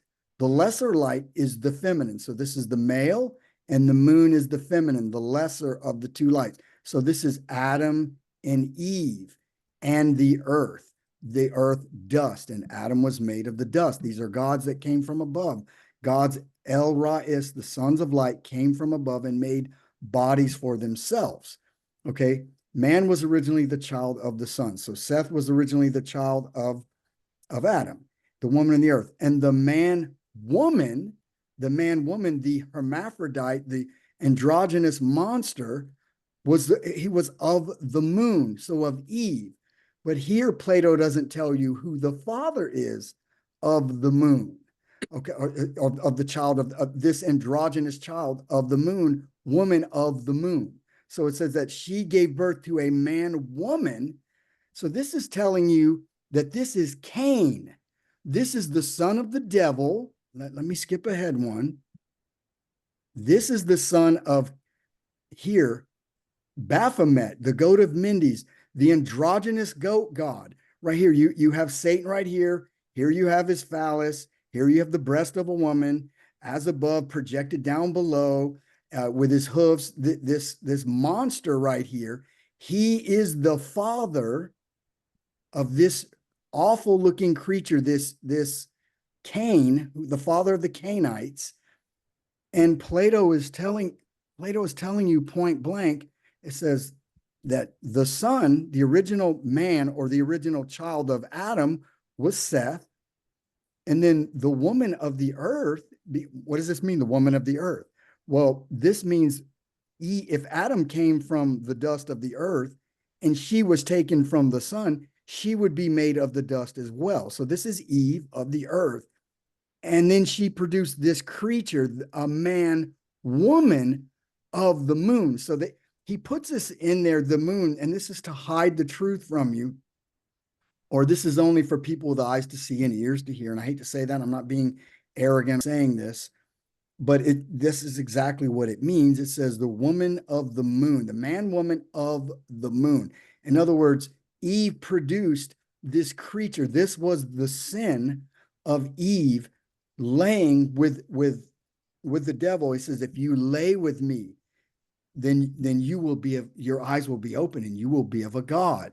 Okay. And he's telling you that this man-woman creature that came from Eve and Baphomet, or Satan, Samael, which is made up of the sun. So Eve came from Adam, and like I said, the woman of the earth. So she is she's a rib from Adam, or genetic part of Adam from the dust of the earth and the light of the infinite all. And she produced this creature, Cain, this man-woman, which is made up of the sun and the earth. So she's from Adam, the S-O-N, and the earth, the dust. And they were all round and moved round and round. So it says terrible was their might and strength. So it said that when these Nephilim creatures were on the earth, that they were, is this what the Bible is referring to, and gives you a kindergarten understanding of the Nephilim? You know, and they were terrible, and their minds were constantly on evil. And what they did is when she created this creature, and then they were thrown out of the heavens, or out of Atlantis, and Atlantis was sank, these monsters were on the earth, and they wanted to go up. They dared to scale heaven. Does that sound familiar, Carl? In Babylon, what did they build in Babylon to scale heaven? The tower to go. Of Babel, the Yes, Tower of Babel. So he's telling you the story of the Nephilim right here, or the son of Cain, excuse me, of Cain, the son of the devil right here. And they dare to scale, to go up into the heavens and kill Adam and the other gods in God form. Carl, what say you, bro? Oh yeah. Well, we've got Nimrod, and my studies show that those guys did want to scale, enter heaven, and kill. And everybody thinks kill the gods meant Father God, but they were trying. I see what they're trying to kill, the gods, Adam and his offspring. And bro, this is amazing. This is a more in-depth, detailed version of that story of them building the Tower of Babel. Wow. And the story of Cain and Abel is telling you that that she created a creature that looked. Let me go to the next one. From this, he was the daddy. This is the ghost chromosome that the darker races of sub-Saharan Africa can never find. And we've confirmed this in several texts, and that emotion has nothing to do with this. We're not attacking anyone. We're researchers, and we are bringing our research to the forefront of what these hidden texts say. And Plato is telling you an in-depth story, hidden. It's hidden. And they bring in astrology, the earth, the moon, and the sun. But this is just metaphor using astrology to explain what happened when these creatures were created from the sin of Eve. But the only thing he's leaving out is Adam committed the same sin. And this, now he doesn't get into detail of what type of creature that Adam created. And I don't want to, speculate on that. You and I have said in private conversations who we think those people on the earth are today. But I'm telling you, Carl, this is amazing right here. He is telling you that these creatures, Cain and his Satan and his son Cain, that these were the creatures that were on the earth, built this tower into the heavens, and tried to kill the white race, or the Atlantean white race, or Zeus, and they tried to kill them, bro. What are your thoughts on that, bro? And Mount Olympus, again, we got this Mount Olympus where these gods reside up there, this holy mountain. Everything, dude, this is absolutely a different version of the Mount Olympus Zeus story, and the Tower of Babel, which I think has been split apart again to confuse you. All of this ties together. And before somebody starts yelling racism, You know, this ghost DNA you mentioned a while ago, even that Zulu shaman, Credo Mutwa, we mentioned before, acknowledges that and actually acknowledge that that's where that ghost DNA came from. Oh, bro, that's incredible. They themselves know that. Well, they know that exactly. They're from Sirius, the dog star, you know, or the god. That's just the god star, their father, the angel, the one that said of himself that he is God. Now, I find something interesting here. Hold on a second. Let me see. It says doubt reigned in the celestial councils. Should they kill them and annihilate the race of Cain with thunderbolts? Well, bro, who's the god that would always blast you with a thunderbolt? That's Zeus, right? Thor, the god of lightning. Thor. So he's telling you right here with thunderbolts, and this is key right here, bro. This attaches with the Bible. It says, as they had done the giants.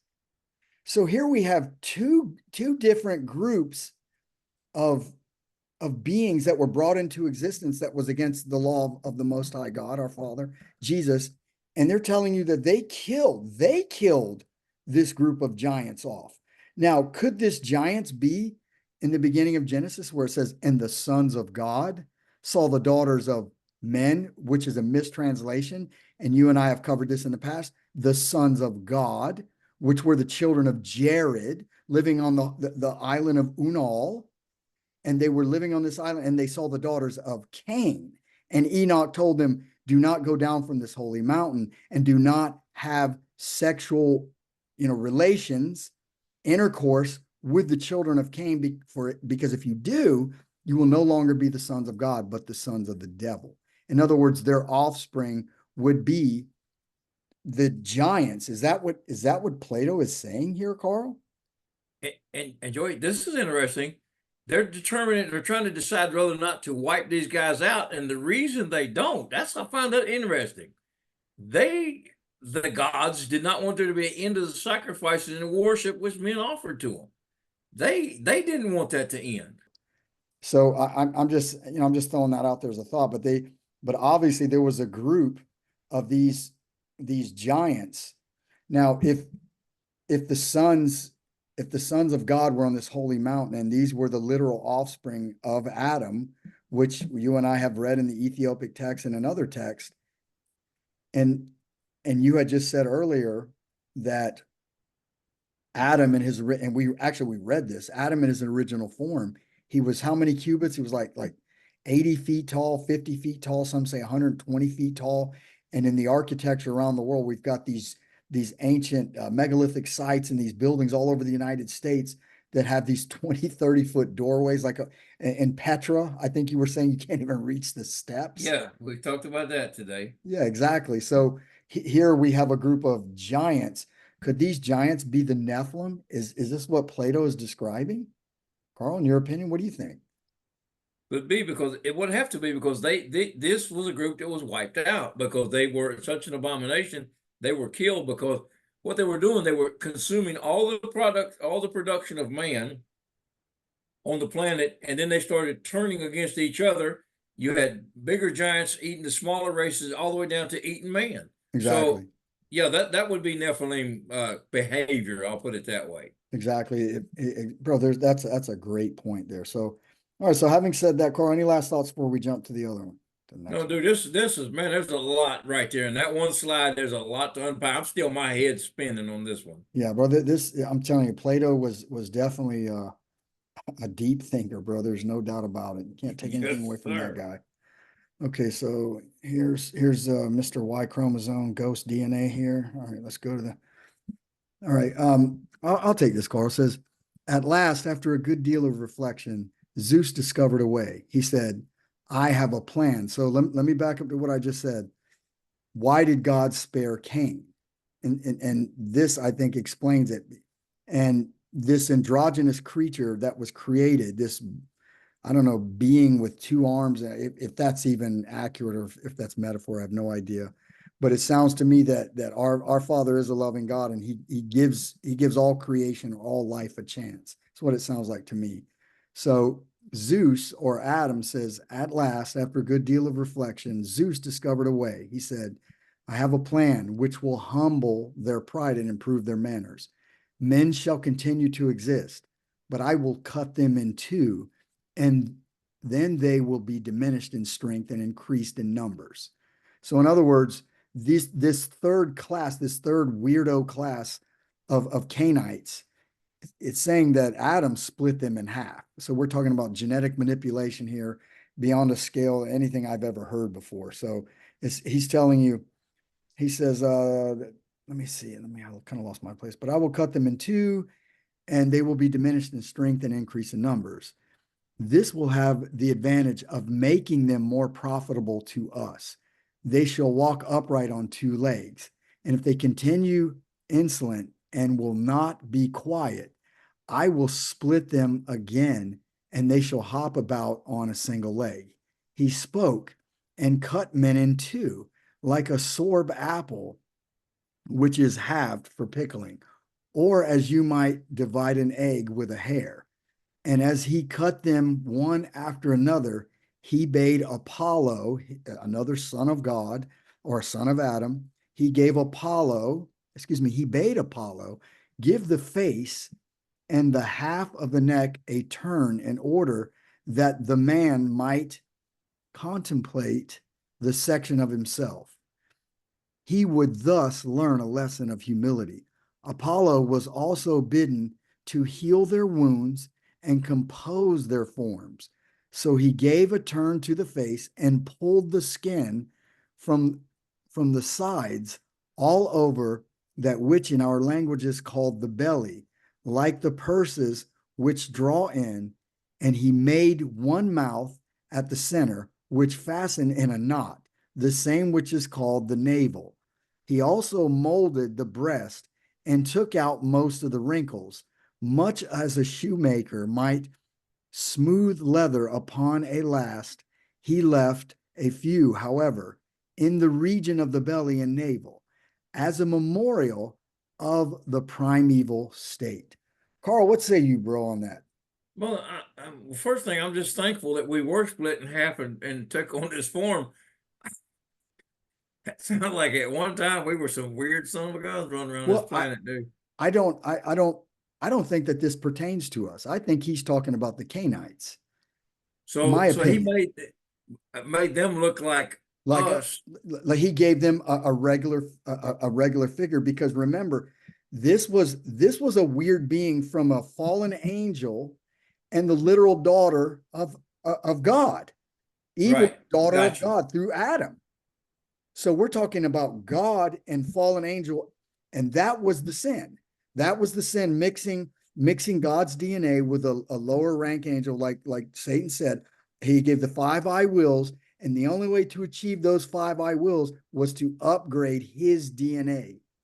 And the way he did that was the raping of Eve and creating this creature. And this creature was obviously in strength and stature dominant over the other created beings, or the created bodies that the sons of light came to the earth and made bodies for themselves. So that my understanding is Adam, bro, he's getting way ancient alien on you here, and he's genetically manipulating these Cain creatures and giving them the form of regular men. And he said that, he reduced their stature and their strength, but it would increase their numbers. Carl, what say you? Well, the numbers have definitely increased due to the point where they are the flooded waters that are taking over the earth, brother. No doubt, bro. So, all right. So having said that, all right, let me minimize this again. Carl, you want to take this one, bro? Okay. After the division of the 2 parts of man, each desiring his other half, came together, and throwing their arms around one another, entwined in mutual embraces, longing to grow into one. They were on the point of dying from hunger and self-neglect, because they did not like to do anything apart. And when one of the halves died and the other survived, the survivor sought another mate, being the sections of entire men or women, and clung to that. They were being destroyed when Zeus, in pity of them, invented a new plan. He turned the parts of generation round to the front for this had not been always their position, and they sowed the seed no longer as hitherto like grasshopper, wow, in the ground, but in one another. And after the transposition, the male generated in the female, in order that by the mutual embrace of man and woman, they might breed. Wow. Bro, is Plato on that Hiawatha stuff, bro? Oh, He's in outer space, bro. Like, what am I reading here? This is pretty descriptive, and that for that to change around to what we have today, which apparently Adam and his group already had what we have today. This is how the dregs of Cain were because of pity. Zeus, our dad or Adam had pity on these sun guns and switched and invented a new plan. Well, could some of these sons have been his sin, mixing with Lilith? Because I've read in text that Lilith was nothing but a splitting of Satan. Satan was the androgynous being, and there was a male part of him and a female part of him, or it. And the female part was, and I'm not saying that's 100% true, but I've read it. I can't remember the text, but I know I've read that, and it said that Lilith was the female part of the androgynous creature known as Satan. So, any last thoughts, Carl, before we move on? No, that's my understanding as well. You ready, Carl? To go live. All right, slide one here. When the Father Creator saw the creature in which he had made moving and living, the created image of the eternal God, he rejoiced, and in his joy determined to make the copy still more like the original. And as this was eternal, he sought to make the universe eternal, so far as might be. Now the nature of the ideal being was everlasting, but to bestow this attribute in its fullness upon a creature was impossible.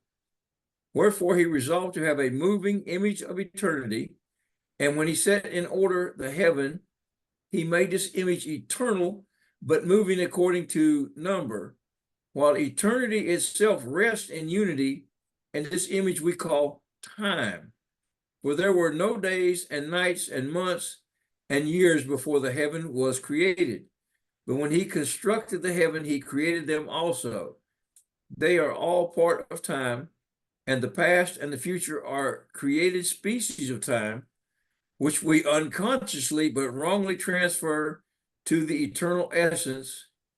For we say he was, he is, he will be, but the truth is that is alone is properly attributed to him, and that was and will be only to be spoken of becoming in time, for they are motions.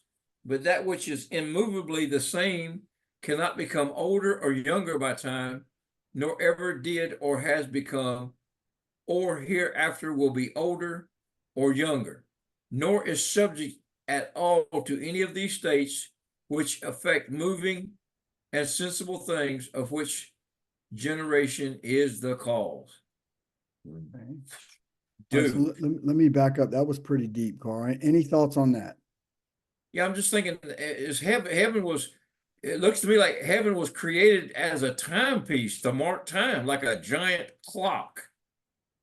Sure sounds that way, doesn't it? Yes, sir. And before heaven was created, there was no tracking of time. Well, the passage of the season, the turning of the constellations around that centerpiece up there we call the North Star. All that's how we track and keep track of time, which apparently that wasn't a thing until heaven was created. Exactly, bro. Great thoughts there, man. I mean, Yeah, yeah, but I mean, dude, it's heavy. I mean, this kind of stuff here hurts the mind, bro. well, bro, I actually had to take some notes for this one. I mean, because I read this one over and over and over again. And this is Plato's, his version of creation, but he has some very, very esoteric hidden meanings in this. And I am going, unless you have other thoughts, my brother, I'm going to do my best to try to explain from my understanding what he's saying. So Please, because I'll do my best. Like I said, this is deep, and yeah, I've got smoke coming out of my ears right now. Okay, it says, so when the Father Creator saw the creature, or the human form or his son. You know, a lot of texts, they say that, you know, and Adam was a creature of the Father. And they always, remember how they always do the creature trick right there, that in his son, it says, he saw the creature which he had made moving and living, the created image of the eternal gods. So the eternal gods in God form was Adam and his sons, but he created a new universe. And so what this is telling you, let me get my little cursor up here because I'm losing my spot place right here.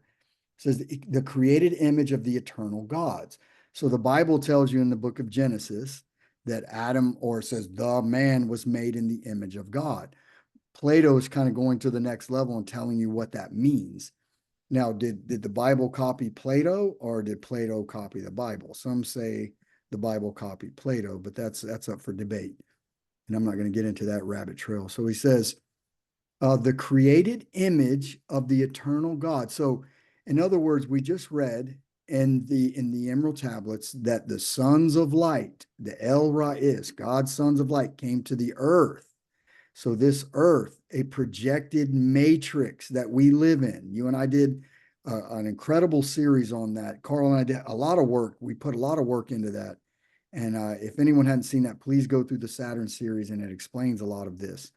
But Plato kind of takes it to the next level, and I'm doing my best to decipher what he's telling you. So it says that God rejoiced when he made these bodies in this dimension. In other words, where we're relegated to perceived time. Time, in other words, like we said in the past, is not real. It's basically, it's just a group of events that happen in a certain order in your life, chronological order. Time, and it's marked by numbers through the numbers. So it says, continuing, it says, he rejoiced, and in his joy determined to make the copy still more like the original. So these gods, in order for them to come from a higher dimension, like we just read Emerald Tablets, it said that they made bodies. So what he's telling you here, it says that the Most High God created these images, or a body, or temples, okay, the image of the eternal gods, in the image of his son Adam. And he said that they made the body so that they could project into this reality. So having said that, it says, and as this was eternal. So in other words, when he made this universe, he sought to make the universe eternal, so far as might be. Now the nature of the ideal being was everlasting. What does he mean by that? The ideal being in divine form, in light energy form, in pure God form, because light never dies, it's everlasting. But to bestow this attribute in its fullness upon a creature was impossible. What's he saying?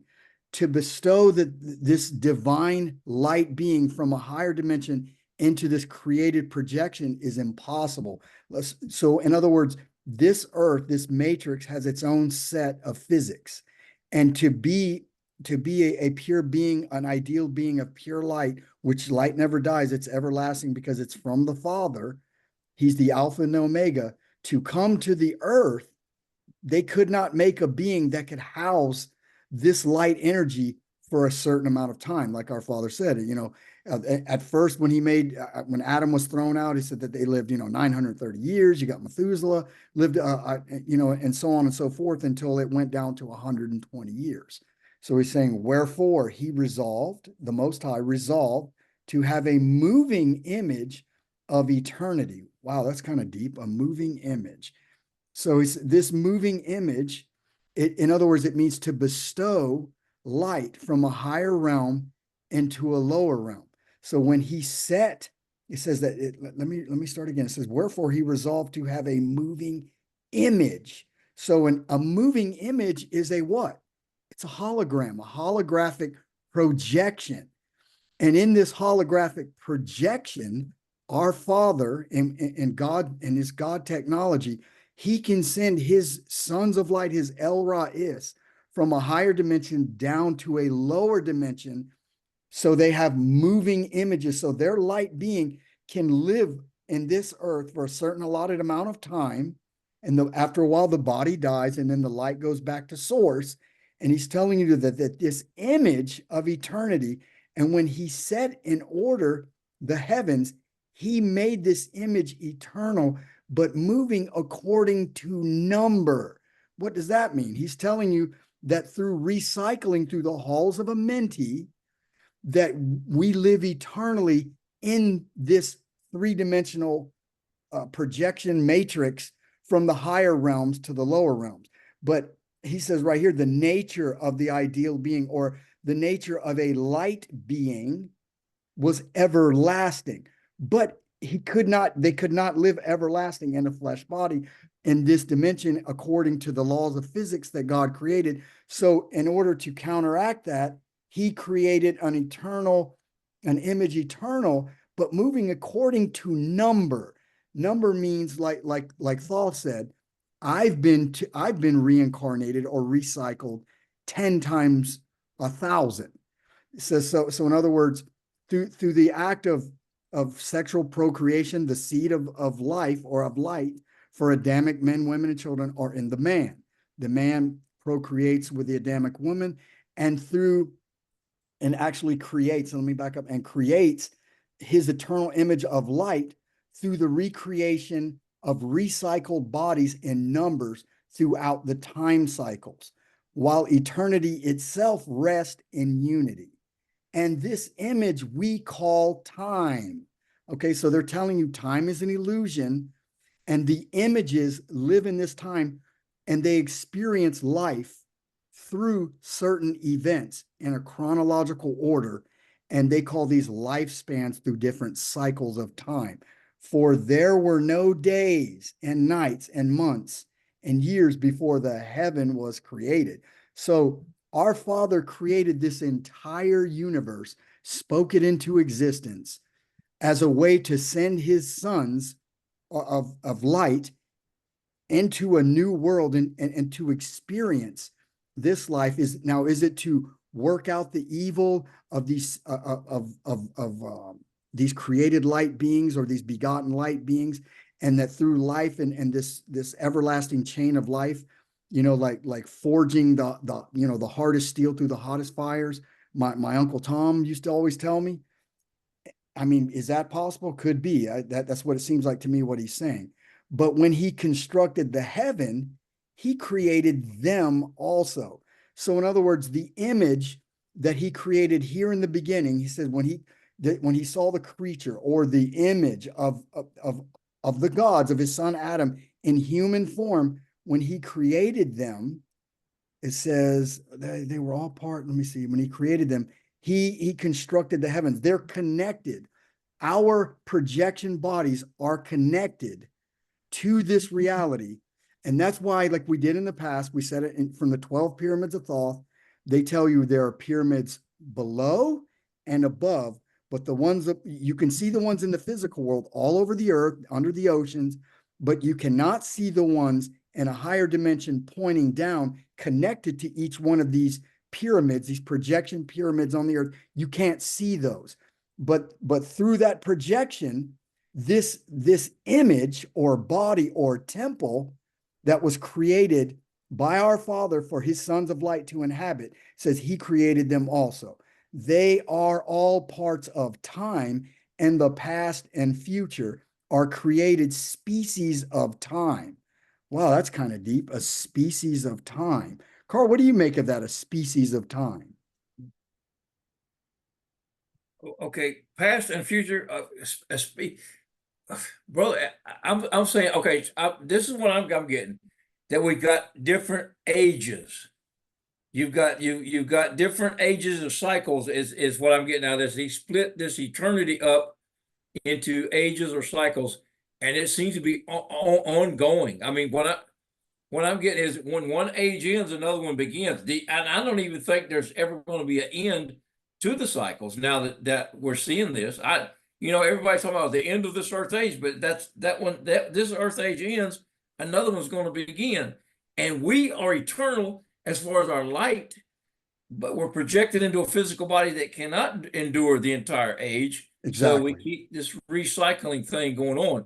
Now, And that's a body created in the ideal situation, an atomite with an atomite. What happens when when a non-atomite creates a vessel through us, or we go to them and create a vessel?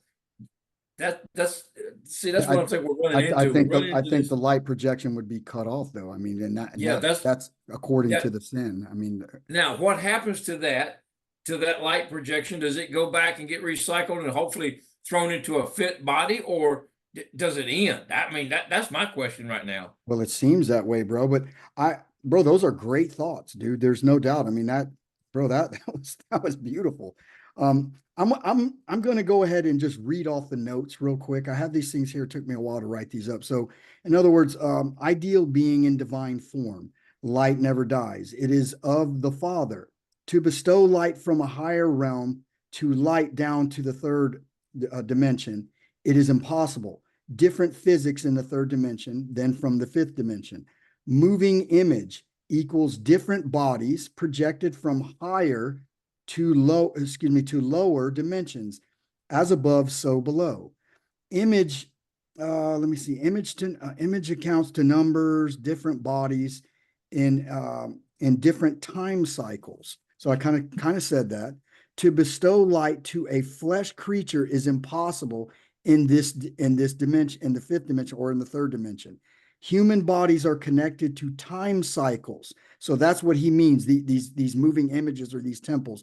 Human bodies, our temples, are connected to time cycles, event after event, or perception of time. Our perception of time is an illusion. The image equals a temple, a human body. It is a projection. Generation is the cause. The nature of the ideal being or light equals L is everlasting light never dies. Older or younger, sensible things. He's speaking about sensible things. Maybe I'm getting ahead of myself, but I'm just going to read through the notes. Sensible thing, light never dies. Older or younger things. Hold on, and kind of messed up there.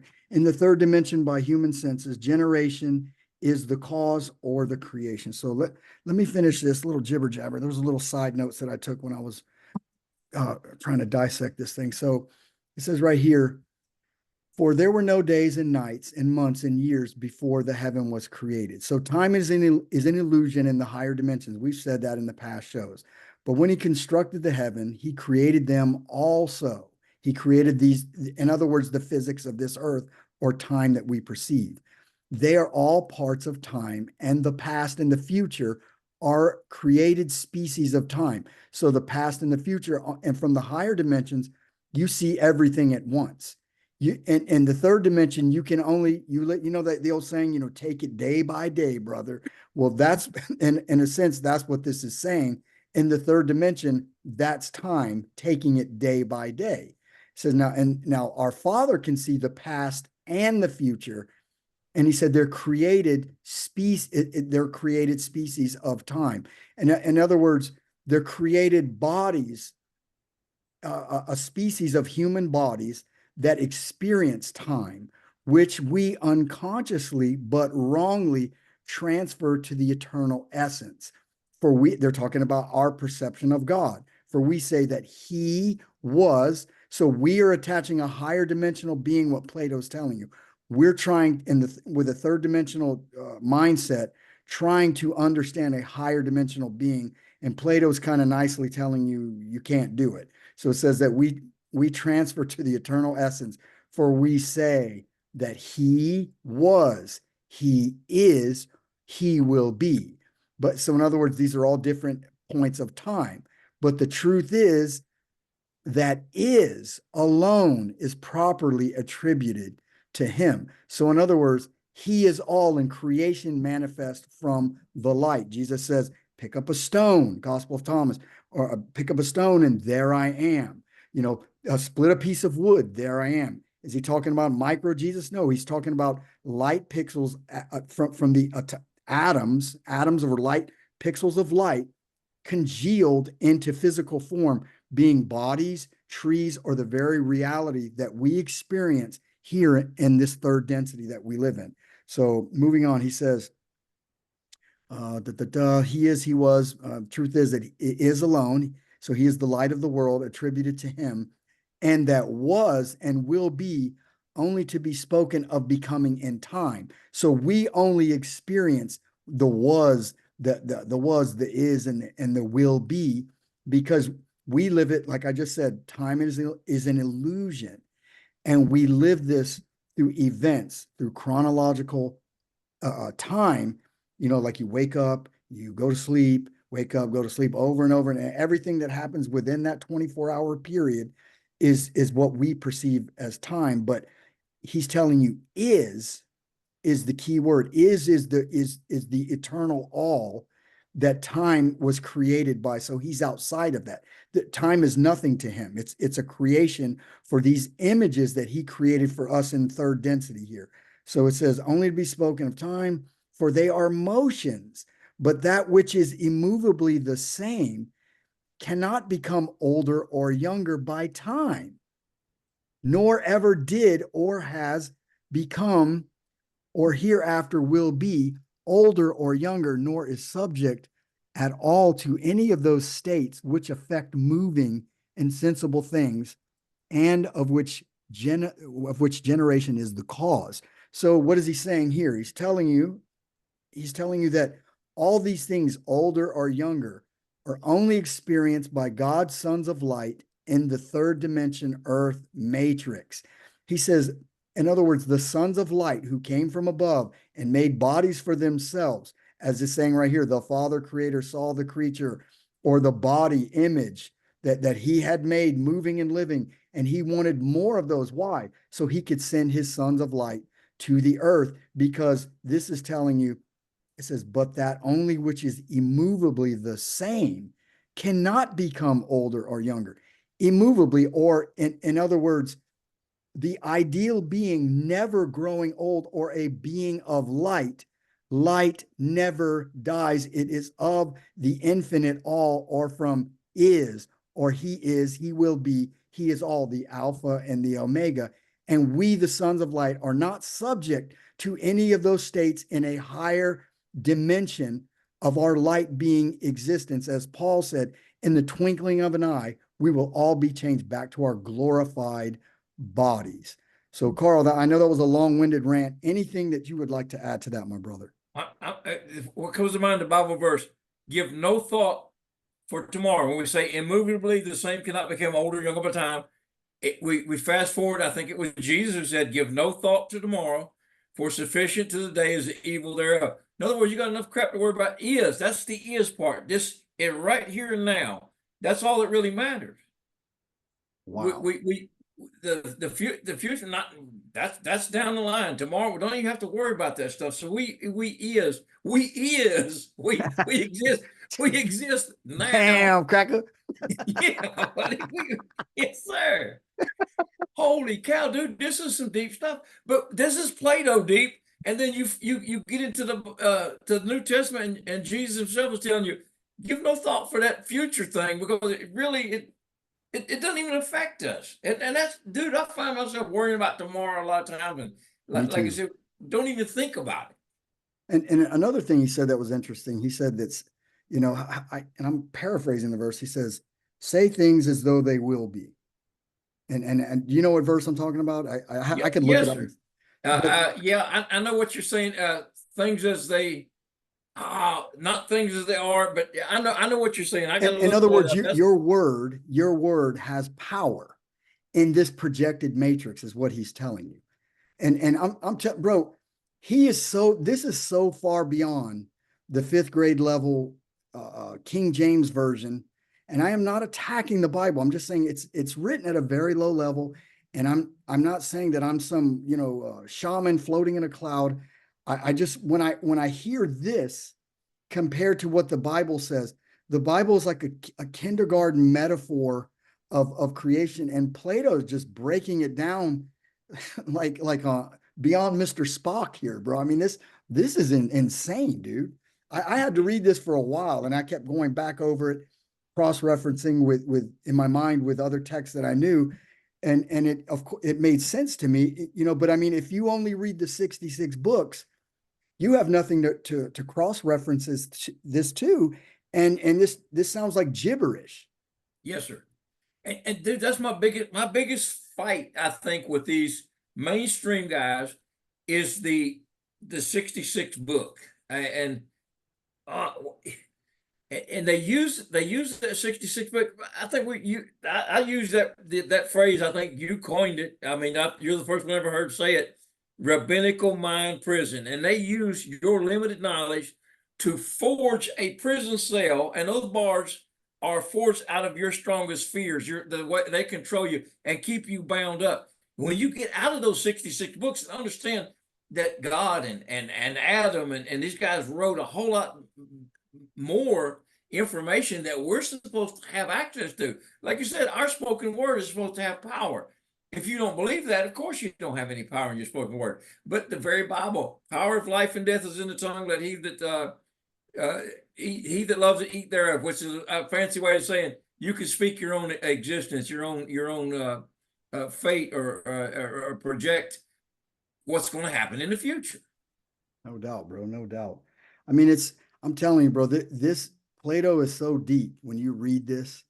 I mean, to me, this is a very, very esoteric, detailed story of creation.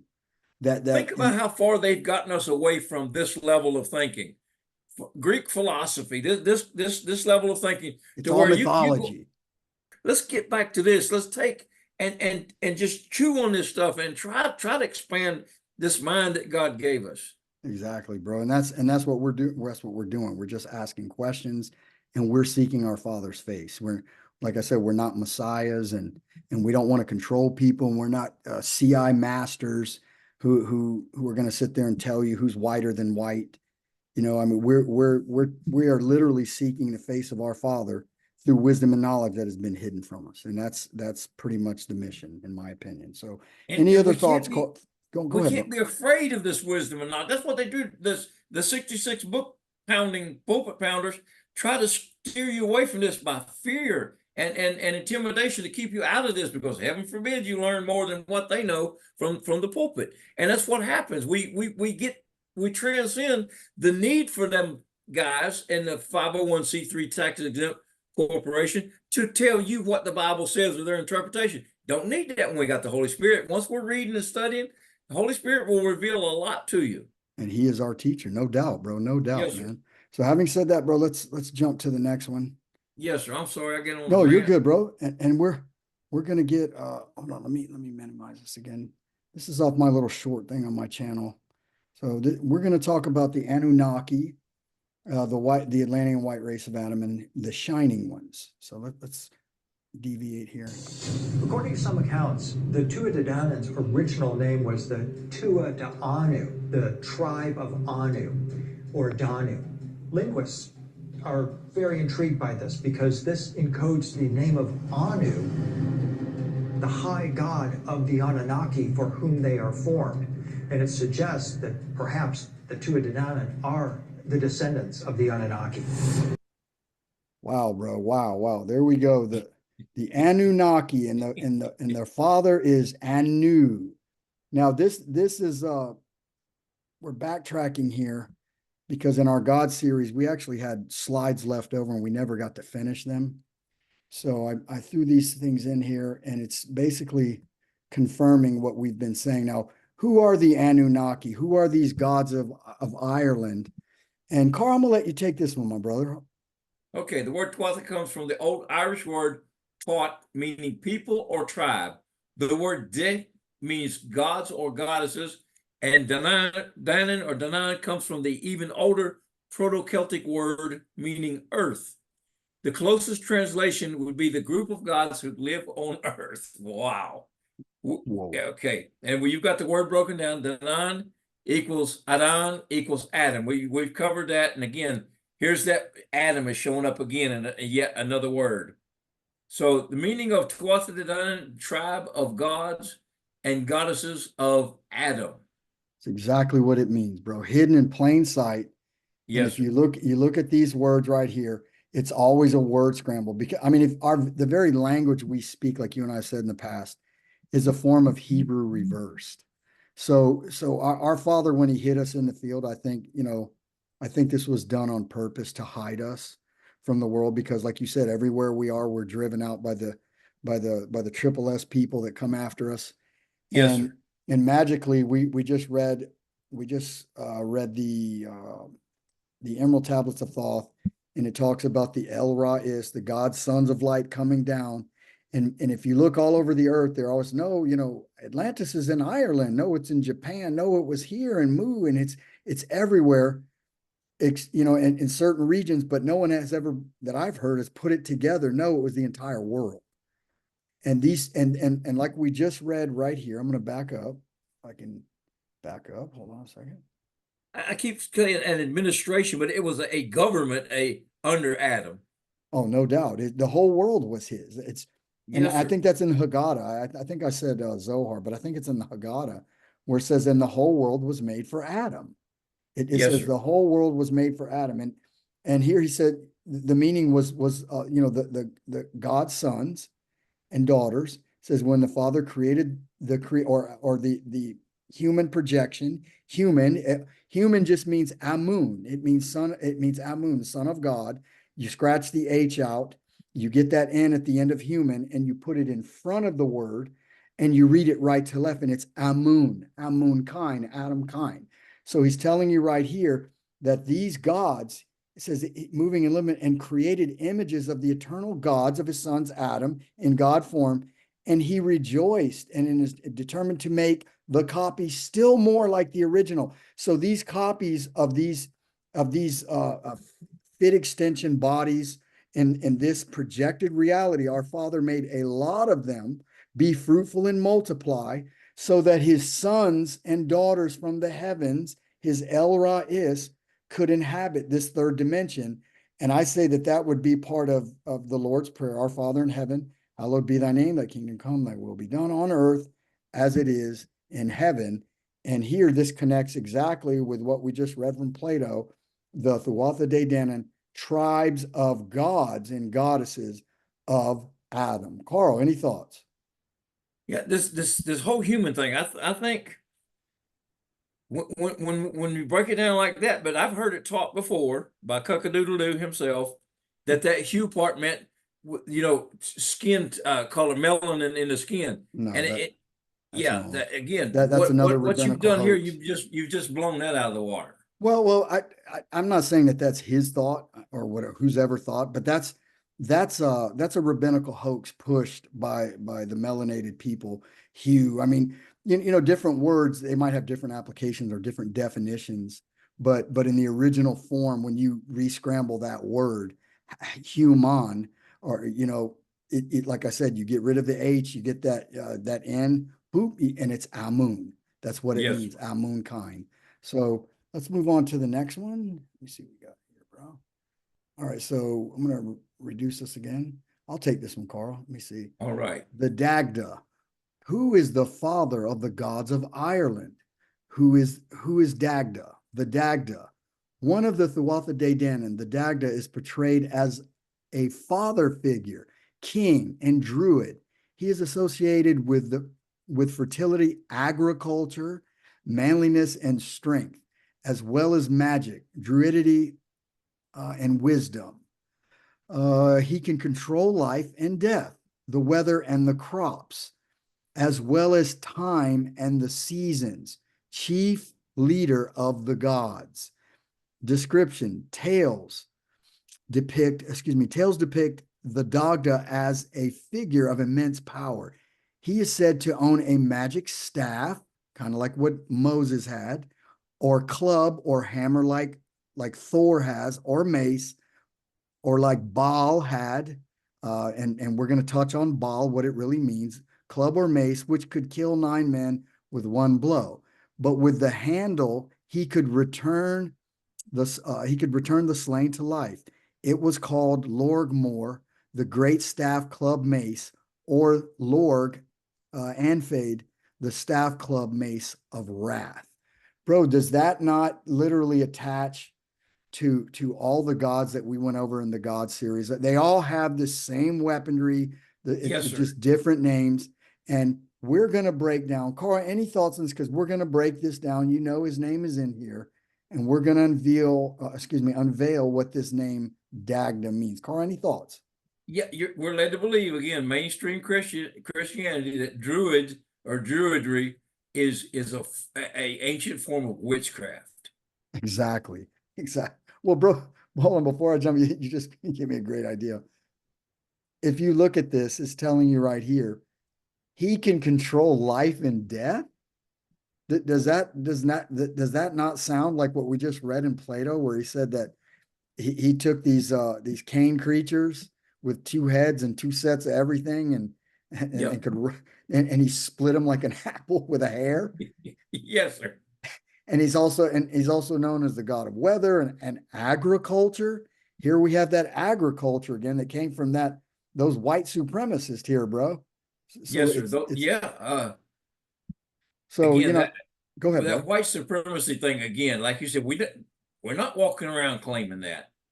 That's their recognition that they again, that's their from their subconscious recognition that there is a superior form of person walking on this planet. And we are not in that form right now. We're in a form just like they are, the image that our Father made for us to be projected here. So having said that, let's go to the next one, bro. If you look at this word Dagda, and I thought I had a slide for this, but I didn't. It takes a lot to put these things together. You have the same root word here, and if you notice, it's redundant. If you read it right to left, you get rid of the G. It's add. Or if you really want to break it down, you get rid of the G and the D, and you read it right to left, and you add ADAM, then you have Adam reversed. So the Dagda, the father of the Tuatha De Danann, the shiny ones, was Adam. Carl, any thoughts on that? There's Adam again in his glorified body before the fall. Exactly. Over and over and over. And even the Israelites were known to worship the pantheon of the gods. The Romans did it. The Greeks did it. And Judeo-Christianity has brainwashed our people. And I'm not saying worship the gods. I'm telling you what the ancient worship was. And it was a form of ancestor worship. Adam is our father. We come from Adam. So which was legitimate. Exactly. And our forefathers, like I said, the further back in the past you go, the closer to the source or the truth you get. And they knew in ancient times, they didn't know Jesus, but they knew of Adam. They knew of these different gods. The Greeks called him Zeus, the Romans called him Jupiter, blah, blah, blah, so on and so forth. And they didn't know Jesus, but a lot of them, like if you had the Aryans or the Sethians, they knew of the ancient tale of God coming to earth in human flesh, and that he was the one to come back and save Adam from all his sins and restore him back to what he was. And we found that in several texts that we're going to present in future shows. Carl, any thoughts on that before I jump to just one more? Our guys, we worshiping these guys until they fell, and it was no longer acceptable to worship them because they were no longer in God form. And they were cast into to wait for their salvation or their rescue mission of Jesus to come and blast them out. Now who do we worship? We worship God directly through Jesus because Adam dropped the ball. Well, because Jesus is God, he was a flesh man, like you said in the last show, he was a flesh manifestation, a ray of light. Tertullian and other of the church fathers told you, was a ray of light that came to the earth.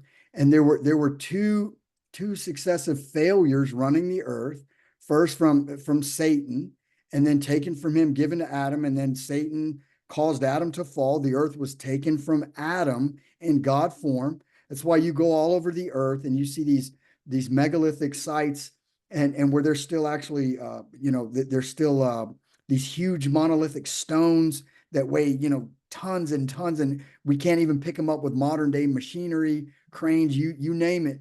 And magically they're just there. It's like this race just vanished. They were in the middle of building things and they're just there. Carl, any thoughts on that? We talked about that earlier. Yes, sir. Baalbek in Lebanon. It's like they started building, and then after the fall, it's like an unfinished project. Exactly, exactly. No doubt, bro.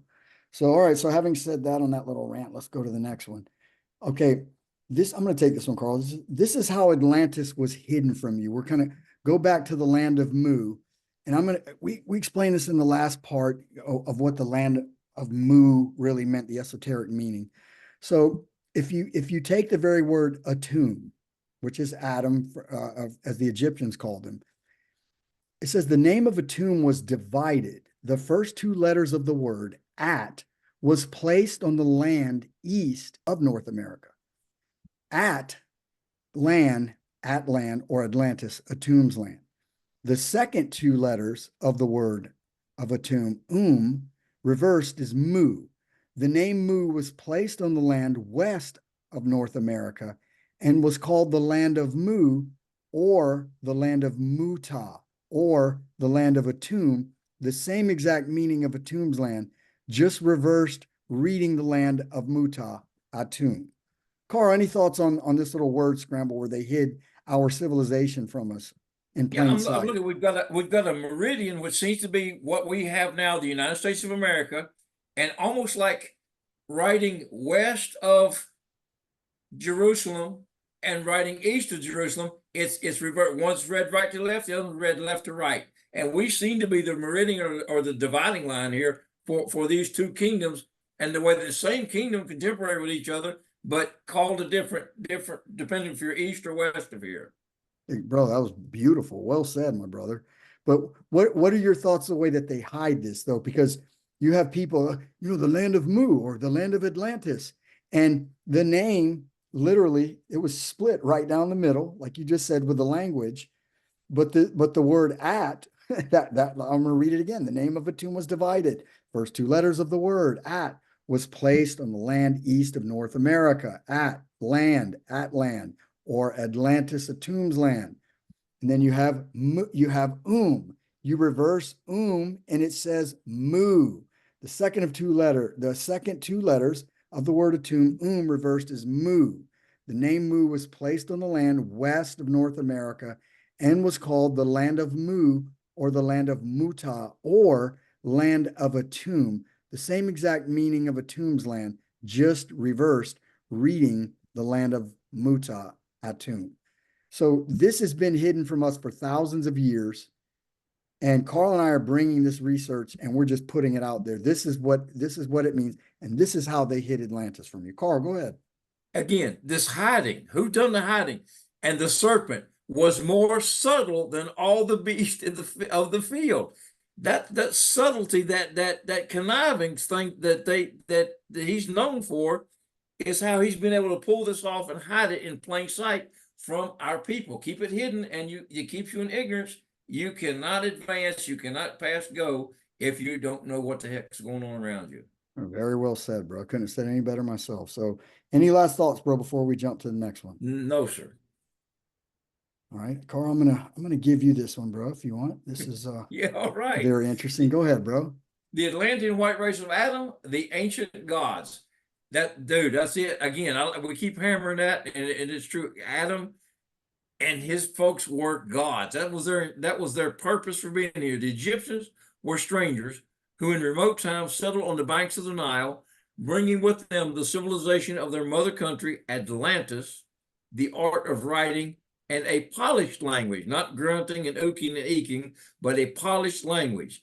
They had come from the direction of the setting sun, far west, and were the most ancient of men, or Adam kind.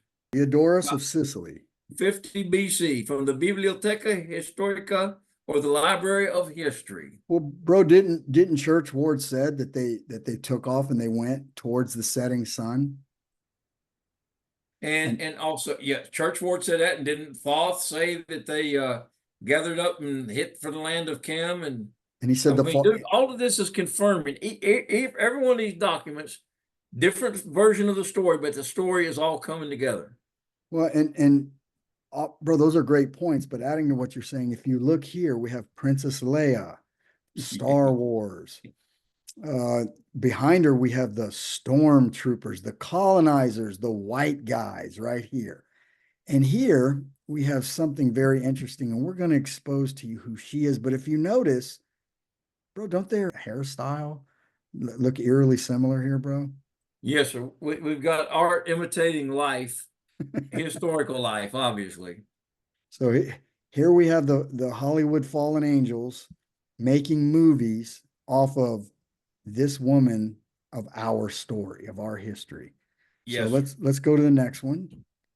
And Carl, I am going to give you this one because of your vast knowledge of Espanol. Oh, dude, and this one I brought this up to my wife, who is from. She knew all about this. They're well versed in this. Lady of Elche, Eve, with the question mark there. Elche is a town in Valencia, Spain, known for its Roman and Iberian archaeological finds and annual medieval religious drama. The town's name comes from the ancient Greek word chleke, which means a nymph who cared for Zeus in his infancy on Crete. Wow. Well, yes, sir. The esoteric meaning of La Dama de Leche. If we get over here, we're going to look at Genesis 2:22. I'm going to hit the left and then we'll come to the right. Okay. And the Lord God builded the rib which he had taken from Adam into a woman, La Dama, the lady or Eve, and brought her to Adam. And we've got Adam equals the son. El equals God. And we know that. So we've got Adam, son of God. Well, I'm going to jump on this one, Carl, if you don't mind, bro. If you look at this, they call her, it's Le Dama. Is that how you say it in Spanish? La Dama, yeah, La Dama. The late. Well, Dama is like a title, like madame, not just like lady. Chick. It means lady, woman, right? Well, if you not just woman, it's lady, like a title. Okay, like a title. Okay. Well, if you look at Genesis 2:2, chapter 2, verse 22, it tells you, and the Lord God builded the rib which he had taken from Adam into a woman, Le Dama, lady, Eve, and brought her to Adam. So this, to me, in Spanish, is a more accurate description of Eve than when they say the woman, the lady. You know, woman could be of the lesser men, and this is telling you Le Dama, because Dama means ad am. It's reverse. Dama, A-D, A-M. This is Adam, and Eve came from Adam. So this is more accurate of a description of what Eve was compared to the Wycliffe or even the King James. Carl, any thoughts on that? Yeah, but because woman is just what the sex of the person doesn't have the same implication as the lady, the type, almost like a title of royalty, the lady. Yeah, exactly. But this right here in Spanish, Le Dama, is literally, bro, I mean, think about it. This is not by coincidence. This is A-D-A-M. It's another word scrambled right in your face. Right and there. It's Adam. It's just Adam reverse, basically saying that she came from Adam. She who came from Adam.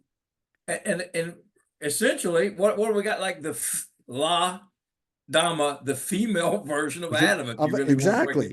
Yes, of his rib. And what did Eve look like? There's Eve right there, in my humble opinion. I don't know if Carl, if you would agree with that, but magically they find this in Spain, and she's got this. This to me is Eve in Atlantis when they ruled over the earth in God form right here. This is her, and magically here she is in Star Wars. The Star Wars, Darth Vader, like Darth Satan, like we said, the white guy put into a black body. And here they're showing you, like you said, art imitates life, or vice versa, however you want to say it. Carl, what do you think about that? Yes, I'm saying they're making art out of our history, which is life. And what, but that's what I don't understand. Why do they feel they're telling us the truth about this stuff?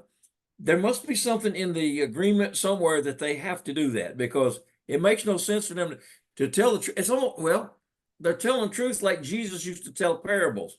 You got to be on top of things to get what's being said. And those with eyes to see and ears to hear, bro.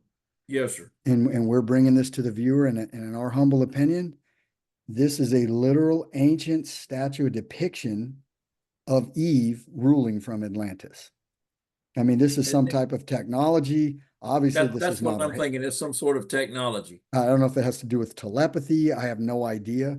But she has this royal a necklace on, this garb. I mean, this is incredible. And then when you phonetically when you put it together, like we're saying, magically her name is Le Dama de Elche, and it means Eve. Right in your face. I mean, there's no other way to hide this. So, Carl, any last thoughts before we jump to the next one? No, sir. That was good. I like that. Okay, this is also some leftover slides from the God series, and we are going to explain the meaning of Baal. You hear a lot of Judeo-Christians and a lot of CI masters that always talk about Baal worship, and Baal means the devil, Baal. And if you say Baal, it means you're a devil worshiper, and all this shit that they say, and that they have no idea what it even means. And we're going to explain it to you. So, Carl, you want to go ahead and take this little slide right here. Let's do this. Who is Baal Peor? And that's a word in Spanish too. Moabites is biblically referred to as Baal Peor. That's from Numbers 25, chapter 25, verse 3, 5, and 18, as the house of Peor, which, and we got that in Deuteronomy 3:29, generally meaning the Baal of Peor, the Baal meaning the Lord of Peor. It's a the title. ruler, A the title. Yes, sir. An alternative translation of Fagor, a city of Judah mentioned in the Greek Septuagint version of the book of Joshua, and that's out of Joshua 15, verse 59. In John Milton's Paradise Lost, Peor is said to be the other name of the fallen angel Chemosh, who enticed Israel in Shittim on their march from the Nile to do him wanton rites, which cost them woe. Paradise Lost. His deeds are described in the first book of the epic, as Milton describes Satan's followers who were banished from heaven and have pledged themselves as followers of the underworld.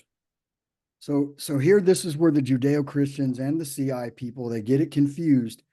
They think that this title, Baal, you go into the Ugaritic text, Baal, that's where it comes from, an ancient Phoenician word, an ancient Canaanite word. Canaanite, that doesn't mean Canaanite, but the ancient Phoenicians right here, they use this term instead of the word anglicized Lord, it was called Baal. You can look that up in any book, and get the definition of what it means, and it tells you it's a title called Lord. That's what it means. What's important is the word that comes after it. Okay, is it Baal Peor or Lord Satan? Lord Chemosh? That's the question that you have to ask yourself. Carl, anything you'd like to add to that? Yeah, I'm looking at this. This guy Peor is said to have enticed Israel in Shittim on their march from Nile to do him wanton rites, which cost them woe. Now, I'm going to uncover something right here. Wanton rites, like maybe worshiping the golden calf, these hanging out in booths, these little feasts and things that they were talked into following. Which the Bible clearly tells, I don't mean to interrupt you, but the Bible clearly tells you the feast of the Jews, as it's also written in the Talmud, another book that was usurped by the same serpent people. And I know we hate to keep beating that horse, but again, what wanton rites that which cost them woe. In other words, they were conned into doing some stuff that went against God, some rites, rituals, some ceremonial type stuff. And what calf were the Israelites? Which calf were they praying to? Which bull were they praying to? Yes, were they sir. praying to the black bull? As the Enoch's dream vision tells you, and behold, I saw a white bull come forth from the earth, and from that bull came forth a heifer, Adam and Eve, and she had two other bulls. One was black and one was red, Cain and Abel. The black bull was Satan. That's their father, or Cain who came from Satan. So, Cora, any last thoughts on that little rant? Yeah, were they worshiping Baal Peor, or were they worshiping Baal Jesus. yeah, well, Baal yeah, exactly. Adam. You see, Exactly. And is there a Baal Adam? We're going to find out in a second. The Yes, Lord sir. Adam. So, all right, let's go to the next one, my brother. All right. Who is Baal Peor? One rendering of the name of the father, Mesha, Chemosh, Melech, indicates the possibility that Chemosh and the Amorite god Moloch were one and the same deity, sometimes referred to as Chemosh, Moloch, a similar construction. So here, Carl, we have the same word, Baal. This is not what makes it evil, Baal. Let's read it anglicized. Who is Lord Peor? That's all that means.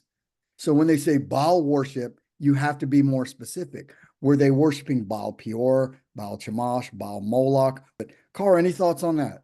Yeah, conveniently that you've got the title left in our written word, but the name after it has been removed.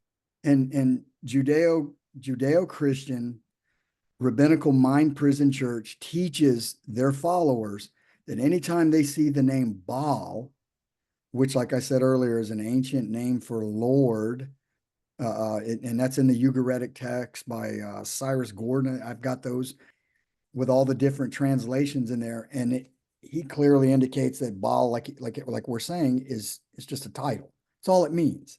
So, Carl, let's jump to the next one. Okay, I'm going to minimize this right here.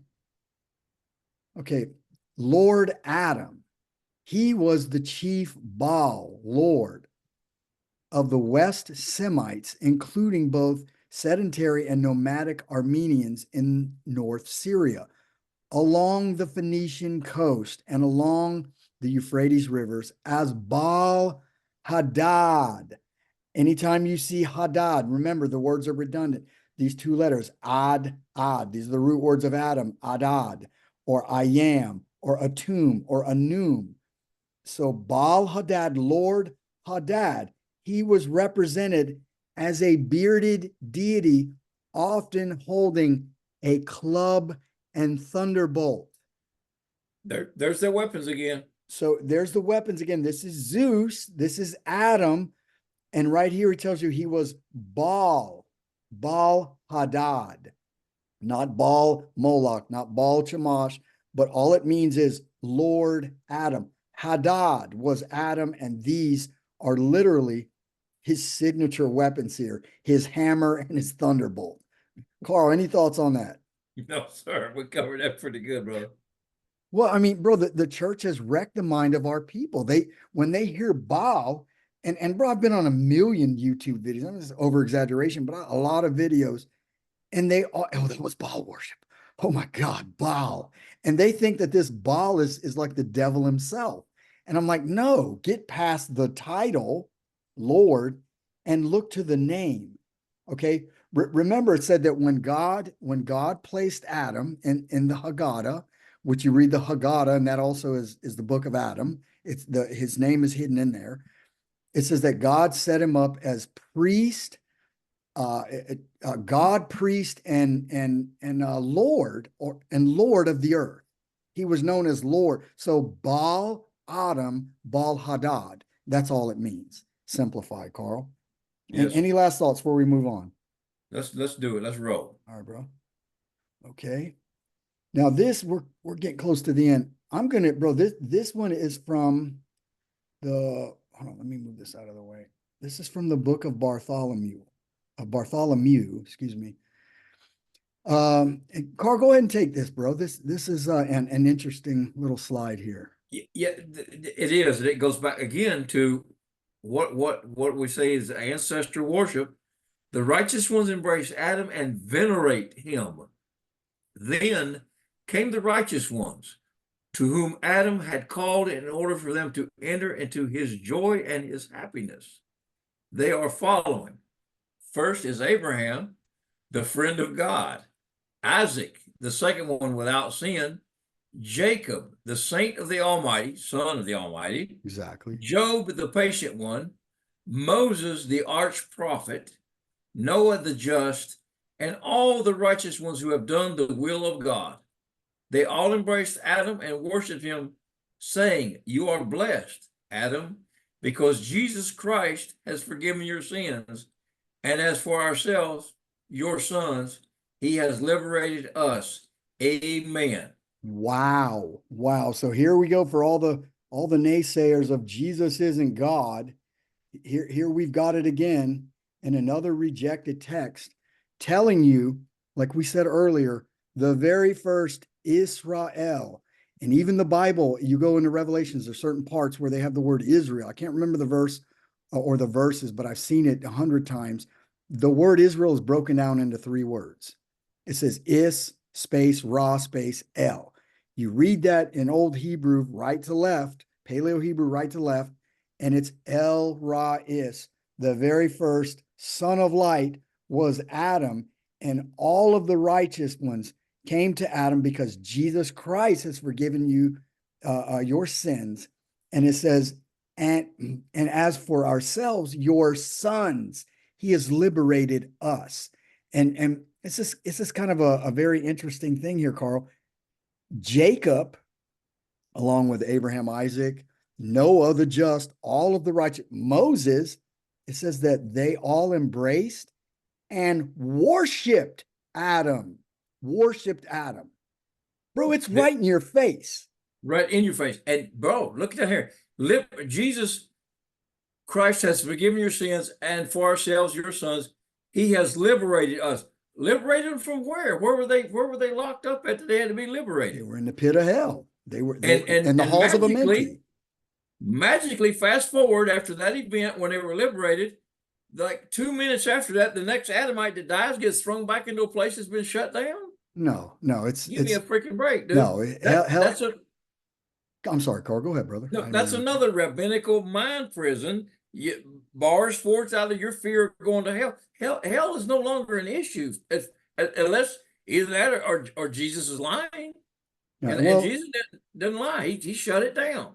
And notice, only God can forgive you your sins. Exactly. So Jesus Christ has forgiven your sins. And I know I'm being redundant, but you can't get past this.